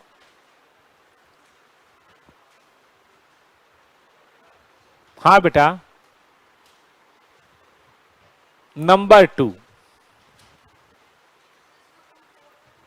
क्या, हाँ रूल 4 हो जाएगा, रूल 4 क्या है भाई, rule 4 government grant for whole project, ठीक है, government grant for whole project. अब हम ये तो नहीं कर सकते कि लैंड के लिए मिला, कि बिजनेस के लिए मिला, कि प्लांट के लिए मिला, कि वर्किंग कैपिटल के मिला, कि ऑपरेटिंग लॉस के लिए मिला, ये तो होल प्रोजेक्ट के लिए मिला। तो माना जाता है इज ट्रीटेड एज, बताइए कैसा,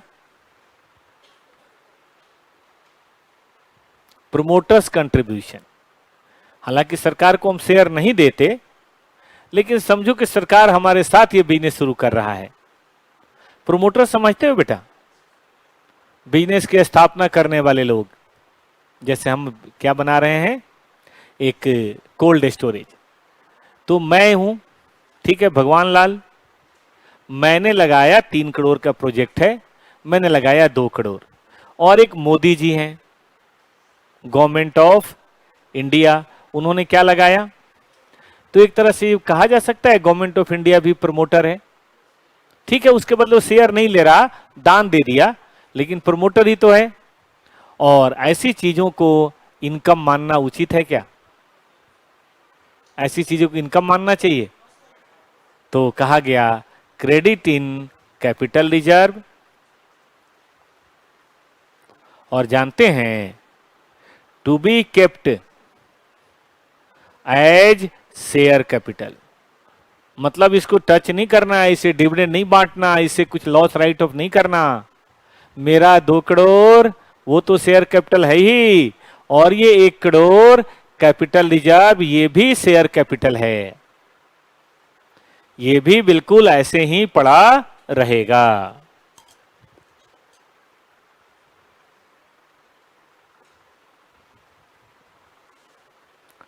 ठीक है बालकों, बस एक लाइन का रूल है। एंट्री क्या होगी बताओ कोई,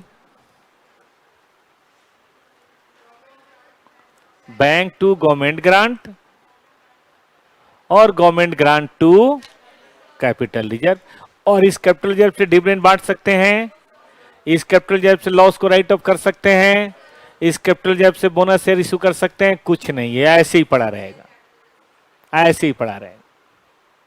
मतलब शेयर कैपिटल नहीं कहेंगे, नहीं होता कि भाई तो नहीं है लेकिन बिल्कुल भाई जैसा है, ये कैश तो नहीं है बट बिल्कुल कैश के जैसा है, ये दुश्मन तो नहीं है बट बिल्कुल दुश्मन जैसा है, आपका दोस्त सांप तो नहीं है बिल्कुल, है कि नहीं, सांप जैसा है, उसी तरह से ये।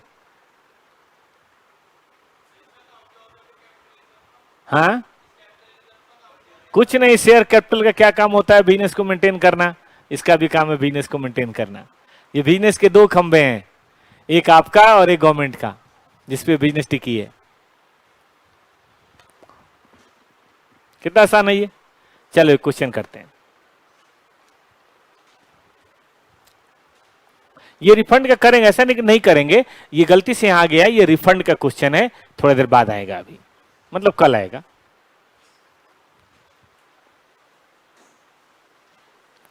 पढ़ो तो बेटा, ये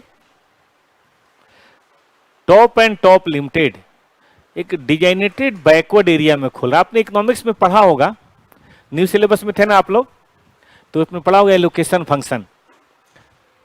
फिजिकल पॉलिसी पढ़ी थी कि भाई सरकार ना हर क्षेत्र का विकास चाहती है, तो दिल्ली में देख रहे हो बड़ी भीड़, दिल्ली में इतनी सख्ती क्यों हो रही है, क्योंकि सही में प्रॉब्लम है, प्रॉब्लम तो है ही, कोचिंग क्लासेस से चलते नहीं, और भी 50 कारणों से, लेकिन प्रॉब्लम तो है ही, इसीलिए सख्ती हो रही है। यही मान लो अगर मेरठ होता, गाजियाबाद होता या कोई गांव होता, तो वहां थोड़ा ना मना करते, वहां तो स्वागत है,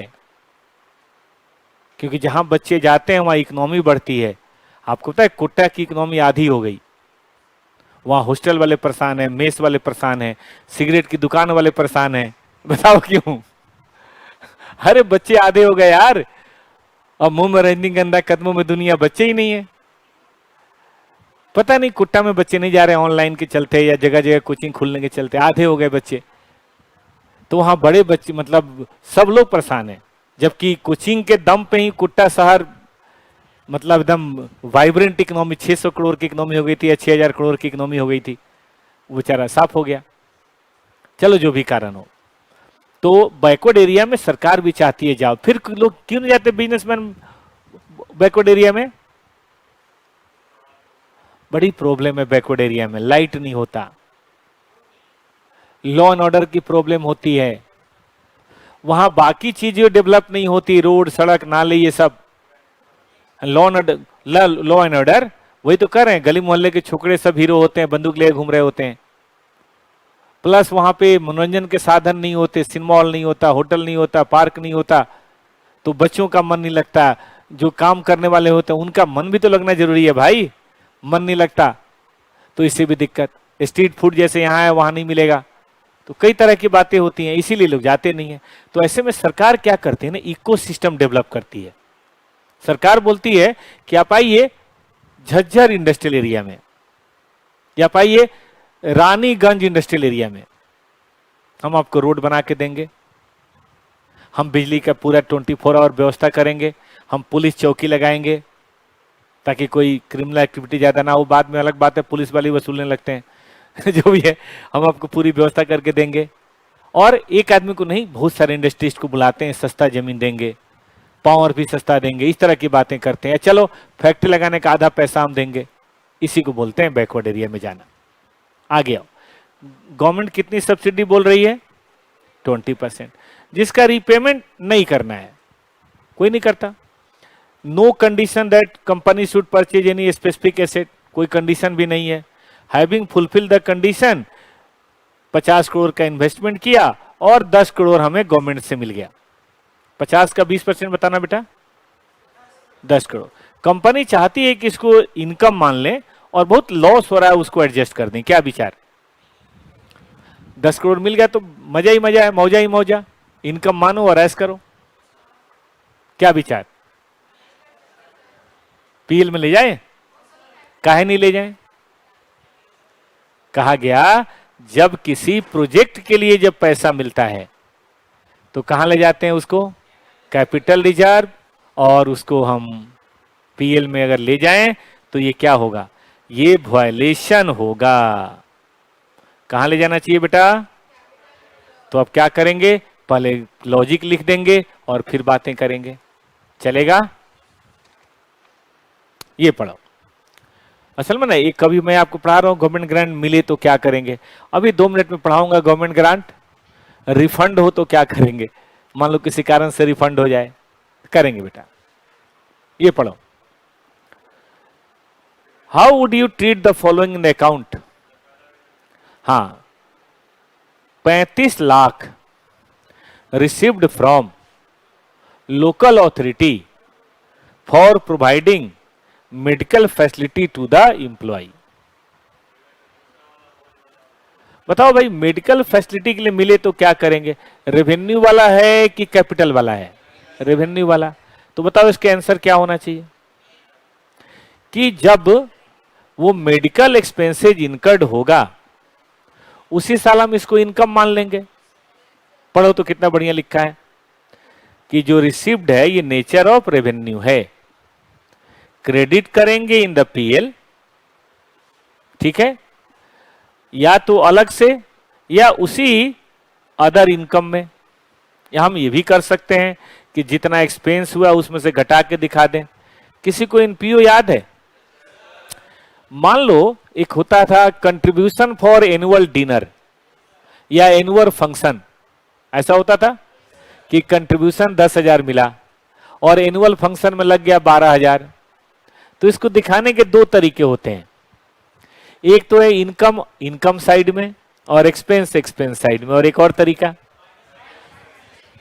भाई एक्सपेंसेज 12 इनकम 10, नेट बताओ 2,000 एक्सपेंस।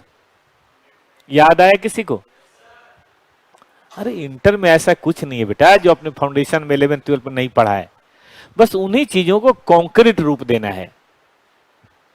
वो अपने हंसते खेलते पढ़ा था, यहां पे सीरियस तरीके से पढ़ना है।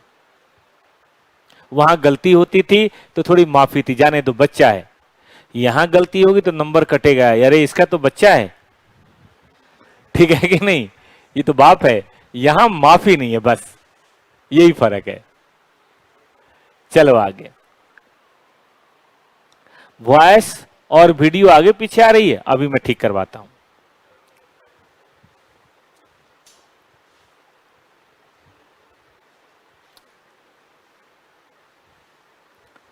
भरत भाई, वॉइस और वीडियो में थोड़ा फर्क हो गया है, मेरे में आके देख लीजिए, तो अभी ठीक करवा देते हैं बेटा, तुम चिंता ना करो। वो इंटरनेट की गड़बड़ी के चलते कभी कभी हो जाता है।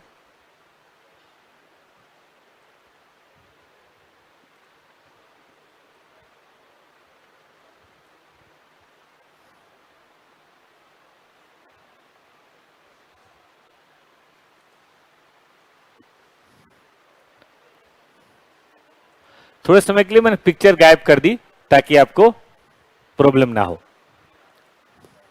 गया बेटा? आगे बढ़े, चलिए। 100 लाख सब्सिडी मिला है for setting of a unit in back area, ये प्रमोटर कंट्रीब्यूशन के रूप में है, बताओ क्या करोगे? इसमें क्या ही करना है, कहां करो क्रेडिट इन, सामने कॉन्सेप्ट की कॉपी रखो, देखो कौन से वाले में है। अंकित डाउट बता दीजिए, लैंड टू कैपिटल रिजर्व में क्रेडिट कर सकते हैं क्या? नहीं बेटा, नहीं कर सकते। अंकित मेरे भाई, मेथड ये अलाउ नहीं है। एज 12 कहता है कि फ्री ऑफ कॉस्ट अगर मिला है तो उसे कौन सी वैल्यू पे दिखाना है? नॉमिनल वैल्यू पे, अलाउ नहीं है। चलिए आइए, ये पढ़िए, इनिशियल नॉमिनल वैल्यू पे दिखाना है, लेकिन साल 2 साल के बाद अगर आप रिवैल्यूएशन अप्रोच में जाएंगे तो वहां रिवैल्यूएशन रिजर्व आप दिखा सकते हैं, वहां कोई मनाही नहीं है। ये पढ़िए, साउंड और वो थोड़ा भाग रहा है, देख लीजिए। चलिए तो मैंने जानबूझ के बंद कर दिया है ना, बंद कर दिया है ताकि बच्चों को दिक्कत ना हो, मैं ठीक कर देता हूं। अब चेक कीजिए, अब देखिए तो,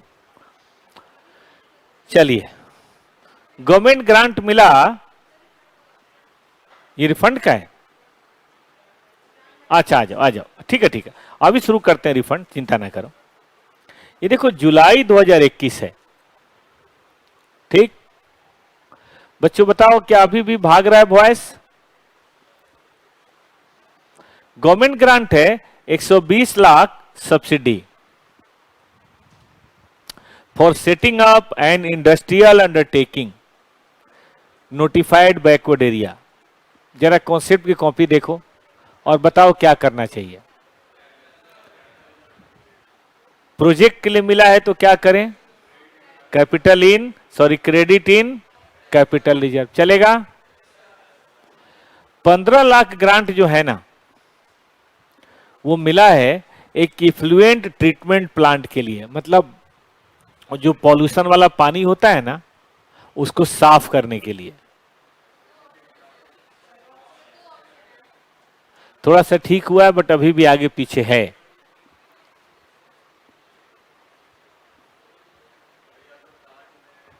हाँ, 2 ट्रीटमेंट था इसका।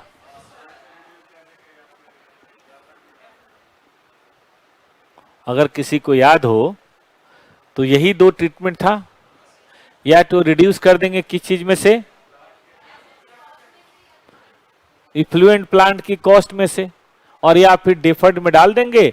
जैसे जैसे प्लांट का डिप्शन होगा वैसे वैसे इफ्लुएंट का डिप्शन होगा। क्या ये बात सही है?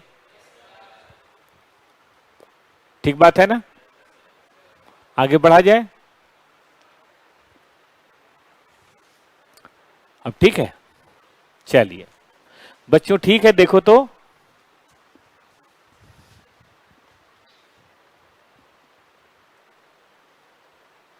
अच्छी बात है बेटा।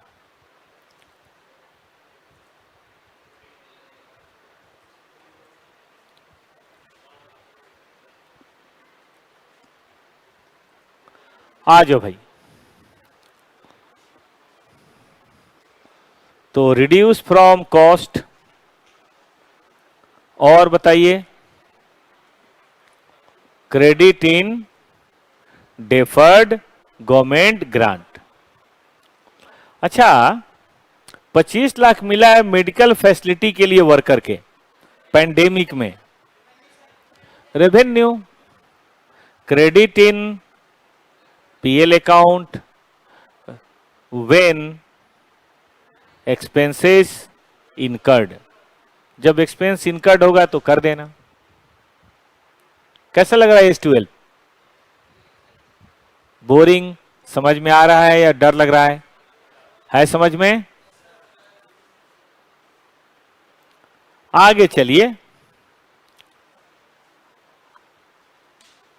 देख रहे हैं एग्जाम में कितना आया हुआ है, हर बार एग्जाम में आया हुआ है। गवर्नमेंट ग्रांट 40% मिला एक एक्विजिशन करने के लिए 25 करोड़ के मशीन का। केस 1 2 3 4 केस 1 है, ये केस 1 है। 1 है तो 2 बातें कौन सी हो सकती हैं? रिड्यूस फ्रॉम कॉस्ट 40% यानी कि 10 करोड़, और या फिर credit in deferred government grant. लिख लीजिए। हाँ बेटा, वही लिख देंगे भाई आज परेश। सेटिंग ऑफ प्लांट के लिए मिला है 150 करोड़। बताओ बेटा, सेटिंग ऑफ प्लांट के लिए मिले तो क्या करेंगे? कॉन्सेप्ट की कॉपी, खड़े हो जाओ, बैठे बैठे सुस्त हो गए। कॉन्सेप्ट की कॉपी लो हाथ में। बताओ कौन सा केस सही है? पहला, दूसरा, तीसरा, चौथा?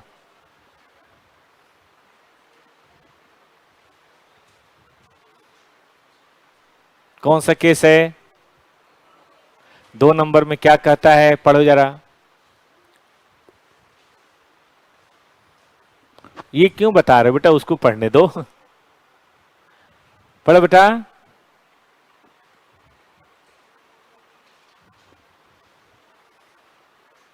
बुलंद आवाज।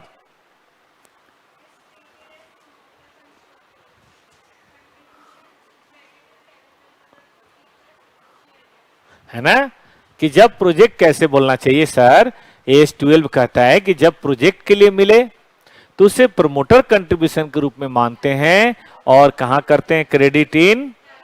चलो लिखो तो किताब पे, किताब नहीं लाए हो कोई बात नहीं, उसी पे लिखो।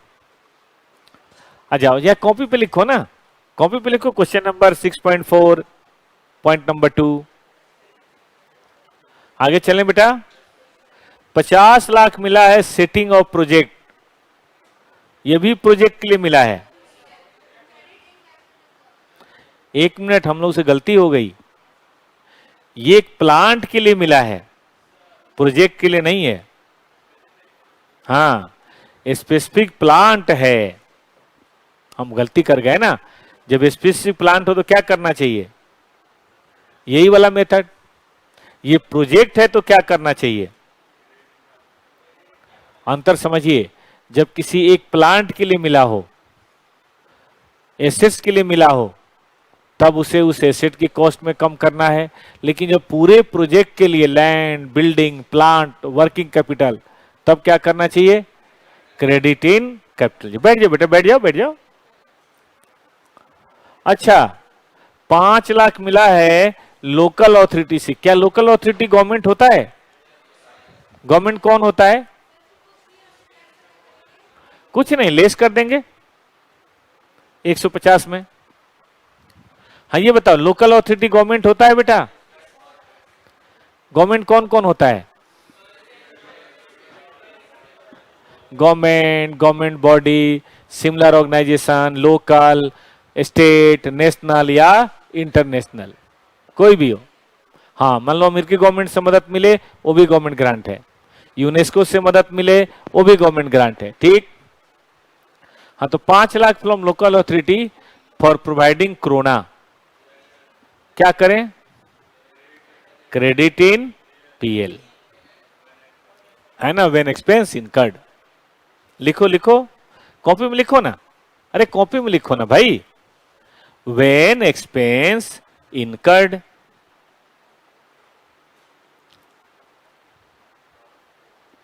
जब एक्सपेंस इनकर्ड होगा। चलो 5वां खुद से बताना बेटा।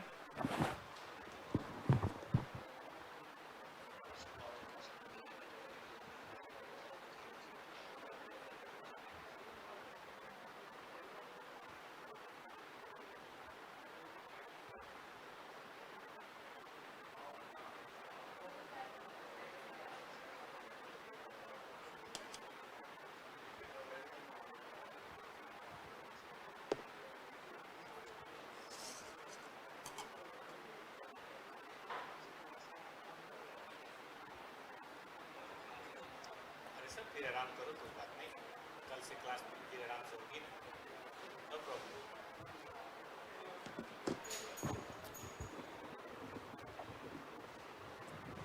चले बालक।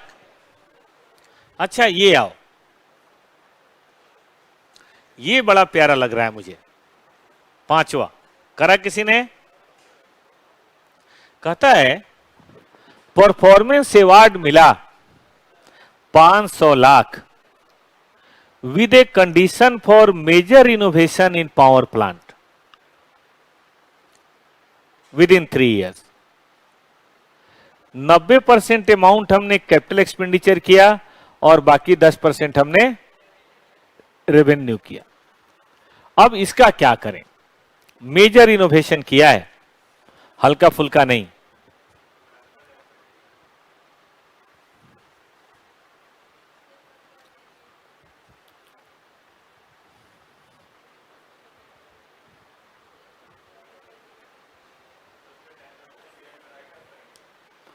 देखो भाई, ये किसी एक खास एसेट्स के लिए मिला है, और जब खास, नहीं रेवेन्यू नहीं है, रिनोवेशन कैपिटल एक्सपेंडिचर है। तो जब खास एसेट्स के लिए मिले तो क्या करते हैं, कॉपी में लिखो।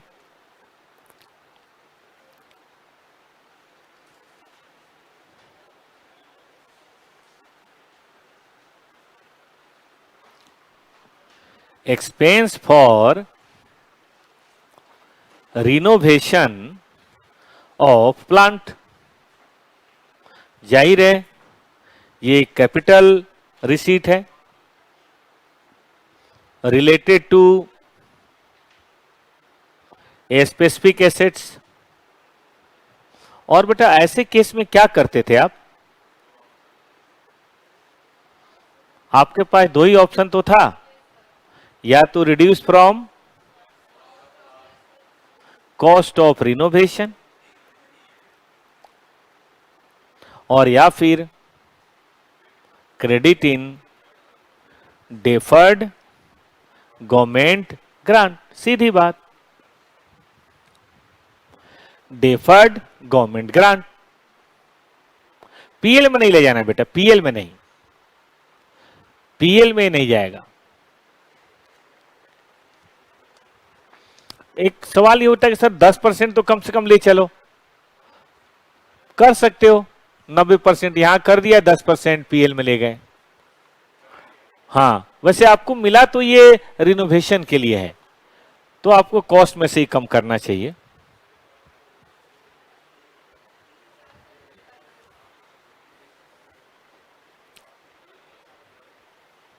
हो गया भैया?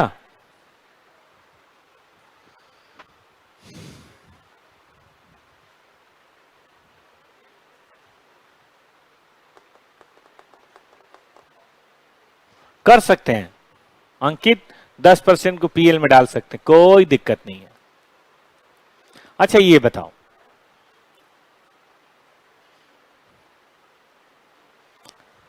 एक्स कंपनी रन ए चैरिटेबल हॉस्पिटल। चैरिटेबल लोगों की मदद के लिए डॉक्टर स्टाफ को 30 लाख रुपए पर एनम दिया जाता है। As a support local government grant a lump sum payment to meet the salary for 5 years। आपको बेटा 5 साल के लिए करा गया। आप जनएनटी पास करो फर्स्ट ईयर में, जब हम ग्रांट को सेपरेटली अदर इनकम बताएंगे और जब इसे रिड्यूस करेंगे कॉस्ट से, तो पहले तो ये जनएनटी को मारो गोली। ट्रीटमेंट बताओ बेटा क्या होगा? डेफर्ड ग्रांट में जाएगा और हर साल 1/5 पीएल में जाएगा बेटा। तो 1/5 कितना होता है? अच्छा, 30 का 1/5 18 हो गया, 6 लाख है ना। तो इसको पहले हम लोग लिखते हैं बढ़िया से। आइए, क्वेश्चन नंबर है 6.5। रूल ये है, as per as 5/12 government grant related to revenue expense are matched with revenue expense। ठीक बात है ना? तभी तो खेल का मजा आएगा। अब इस केस में क्या हुआ है? इस केस में हुआ यह है कि पापा ने 5 हफ्ते का पैसा आपको एक बार दे दिया कि लो भाई, ये तुम्हारा हर हफ्ते का 1,000 पॉकेट मनी है, 5,000 रुपए रख लो। तो बताइए, अगर एक बार में आपको ये 5,000 रुपए मिल गए जो है 5 साल के लिए, तो क्या करोगे आप? एक ही हफ्ते में खत्म मेरे ख्याल से हो जाएगा। पहले हफ्ते में नहीं, रियल लाइफ में तो एक ही हफ्ते में खत्म कर दोगे और बाकी 4 हफ्ते भीख मांगते फिरोगे कि भाई 100 रुपए दिखाना जरा। ऐसे ही होगा। चलिए, गर्ल्स तो नहीं पॉकेट मनी खर्च करती होंगी बेटा, सब एफडी करा देते होंगे ना? आपके भी खर्चे होते हैं? चलिए आइए। हाँ, अच्छा, तो आइए ध्यान दीजिए, ये 5 बार में राइट ऑफ होगा। तो एक काम करें, हम अब की बार 60 राइट ऑफ कर दें और बाकी 240 कहां रहेगा? डेफर्ड में। चलेगा? मतलब 300 मिला, सॉरी 30 मिला, 6 राइट ऑफ कर दें क्रेडिट इन पीएल, हाँ या ना? और बाकी 24 बैलेंस शीट में। अब 6 ये जो क्रेडिट हो रहा है इसको आपकी मर्जी है। अब मिलने की एंट्री तो देखो बेटा वही होगी। हाँ बोलो, मैं कोई गलती कर रहा हूं क्या? कहां बोला 90? ओहो, माई मिस्टेक। फिर मुझे 30 क्या देख दिया? अच्छा 30 पर एनम है, कोई बात नहीं। अब ठीक है, 18 और 72। अब अगर इसे मैं अदर इनकम मानूं तो देखो बेटा पहली एंट्री तो वही होनी है, bank to deferred government grant.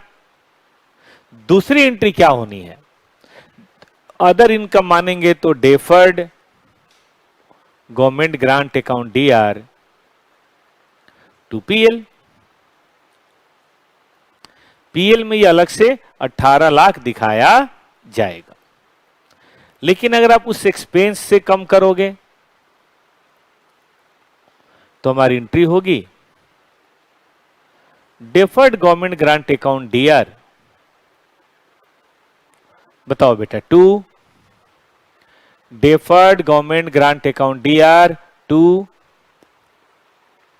क्या लिखोगे? अरे उस सैलरी से कम कर दो ना।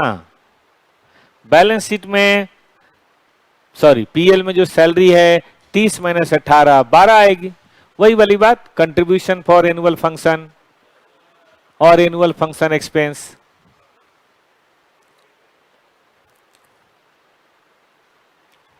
हो गया बेटा? आ जाओ। ऑनलाइन का जो भी आप लोग देते हैं सब पॉकेट में आता है यहां खर्चा हो जाता है।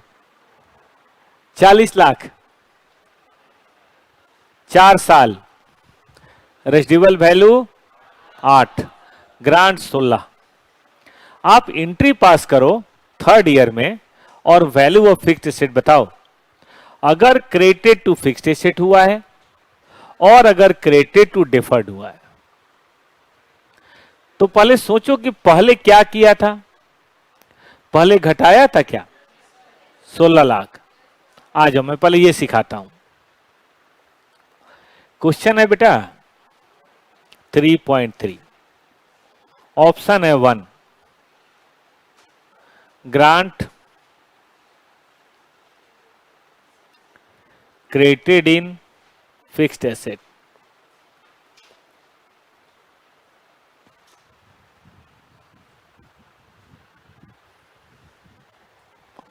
Grant credited in fixed asset. बोलो बेटा शुरू में क्या किया होगा आपने? ओरिजिनल कॉस्ट, फिर ग्रांट आपने लेस कर दिया होगा, तो बचा कितना होगा? फिर आपने इसमें डेप्रेशन चार्ज करना शुरू किया होगा और आपने डेप्रिसिएशन 4 साल का है लेकिन हो कितना गया? 2 साल चार्ज किया है कि 3 साल चार्ज हो गया है? रिफंड कब हो रहा है? थर्ड ईयर के शुरू में कि लास्ट में? दिया नहीं है, मान ले थर्ड ईयर के शुरू में, क्योंकि दिया नहीं है बेटा। मान ले अपने मन से, एज्यूमिंग एट बिगिनिंग। क्यों कह रहा हूं? बिगिनिंग मानोगे तो डेप्शन 2 साल का हुआ होगा, इंड मानोगे तो डेप्शन 3 साल का। तो बोलो क्या माने हम? बिगिनिंग मान ले, लिख लो कॉपी पे, लिख लो, सॉरी किताब पे। तो चलो 24 lakh minus 8 lakh divided by 4 साल गुने 2 साल, बताना मुन्ना कितना हुआ? 8 लैक्स। तो WDV at end of second year कितना बचा बेटा? अब यहां पे रिफंड हो गया, बोलो क्या करोगे? कितना रिफंड हुआ है? पूरा हुआ है। तो वैल्यू क्या कर रहा है लोग, बोलो मुझे? देख लो, 28 24 minus 8 residual value divided by 4, 1 साल का निकल गया। अरे कैलकुलेटर पे करो ना, गुने 2, ठीक है। तो अब रिवाइज कैरिंग अमाउंट क्या हो जाएगी? अच्छा बोला तो नहीं है, लेकिन थर्ड ईयर का डिप्शन कोई बताएगा? बताओ। 32 लाख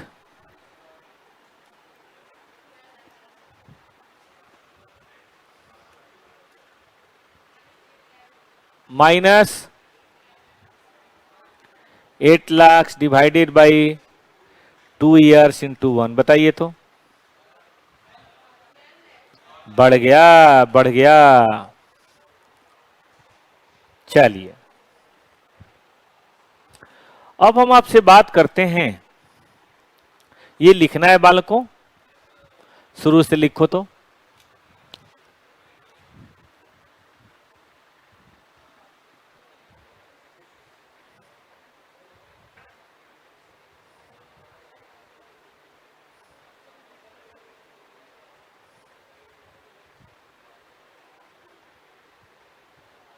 हो गया भाई, ये कर लिया। सेकेंड ऑप्शन, आइए सेकेंड ऑप्शन क्या कहता है?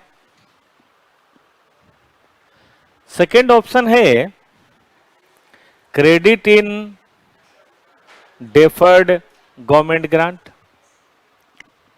अब उसमें क्या होगा, फिक्स्ड एसेट अलग चला होगा, डेफर्ड अलग चला होगा।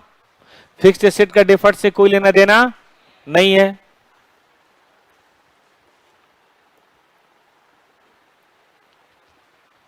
ये है फिक्स्ड एसेट, ये है deferred government grant. First year में जब आपने परचेज किया था तो कितने का परचेज किया था? 40 लाख का। आपने डिप्शन चार्ज किया होगा 2 साल, 40 लाख माइनस 8 डिवाइडेड बाई 4 गुने 2, बताइए। नहीं ज्यादा होगा, 8 लाख हो रहा है। ठीक से करिए, अरे कैलकुलेट करके बता यार।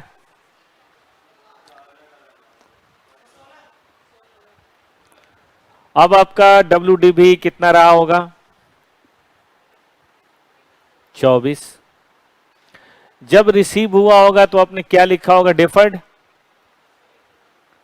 डेफर्ड गवर्नमेंट ग्रांट कितना लिखा होगा? 16 लाख। PL में 2 साल में कितना क्रेडिट कर दिया होगा?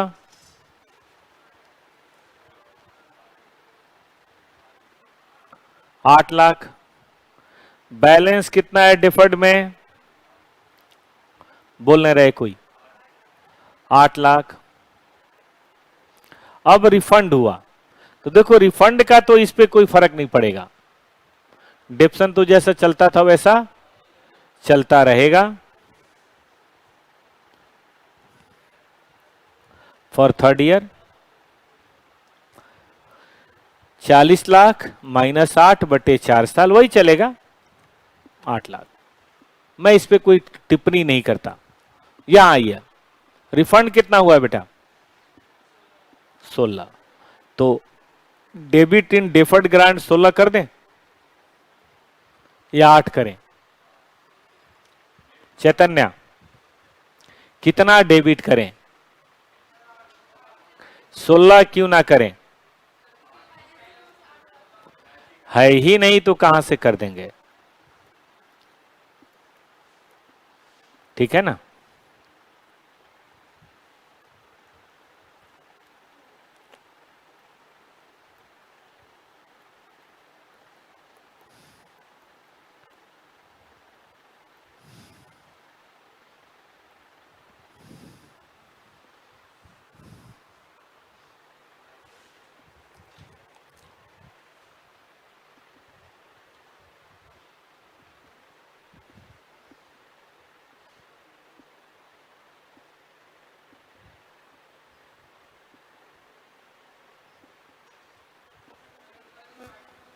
हाँ भैया देखो ना,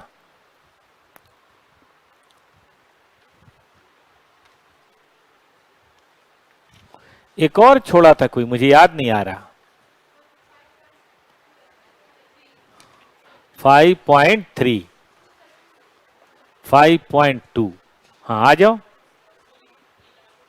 दिखा देते हैं। पहले रुक जाओ, बच्चा लिख रहा है, रुक जाओ, अभी दिखा दे, 1 सेकंड रुको ना।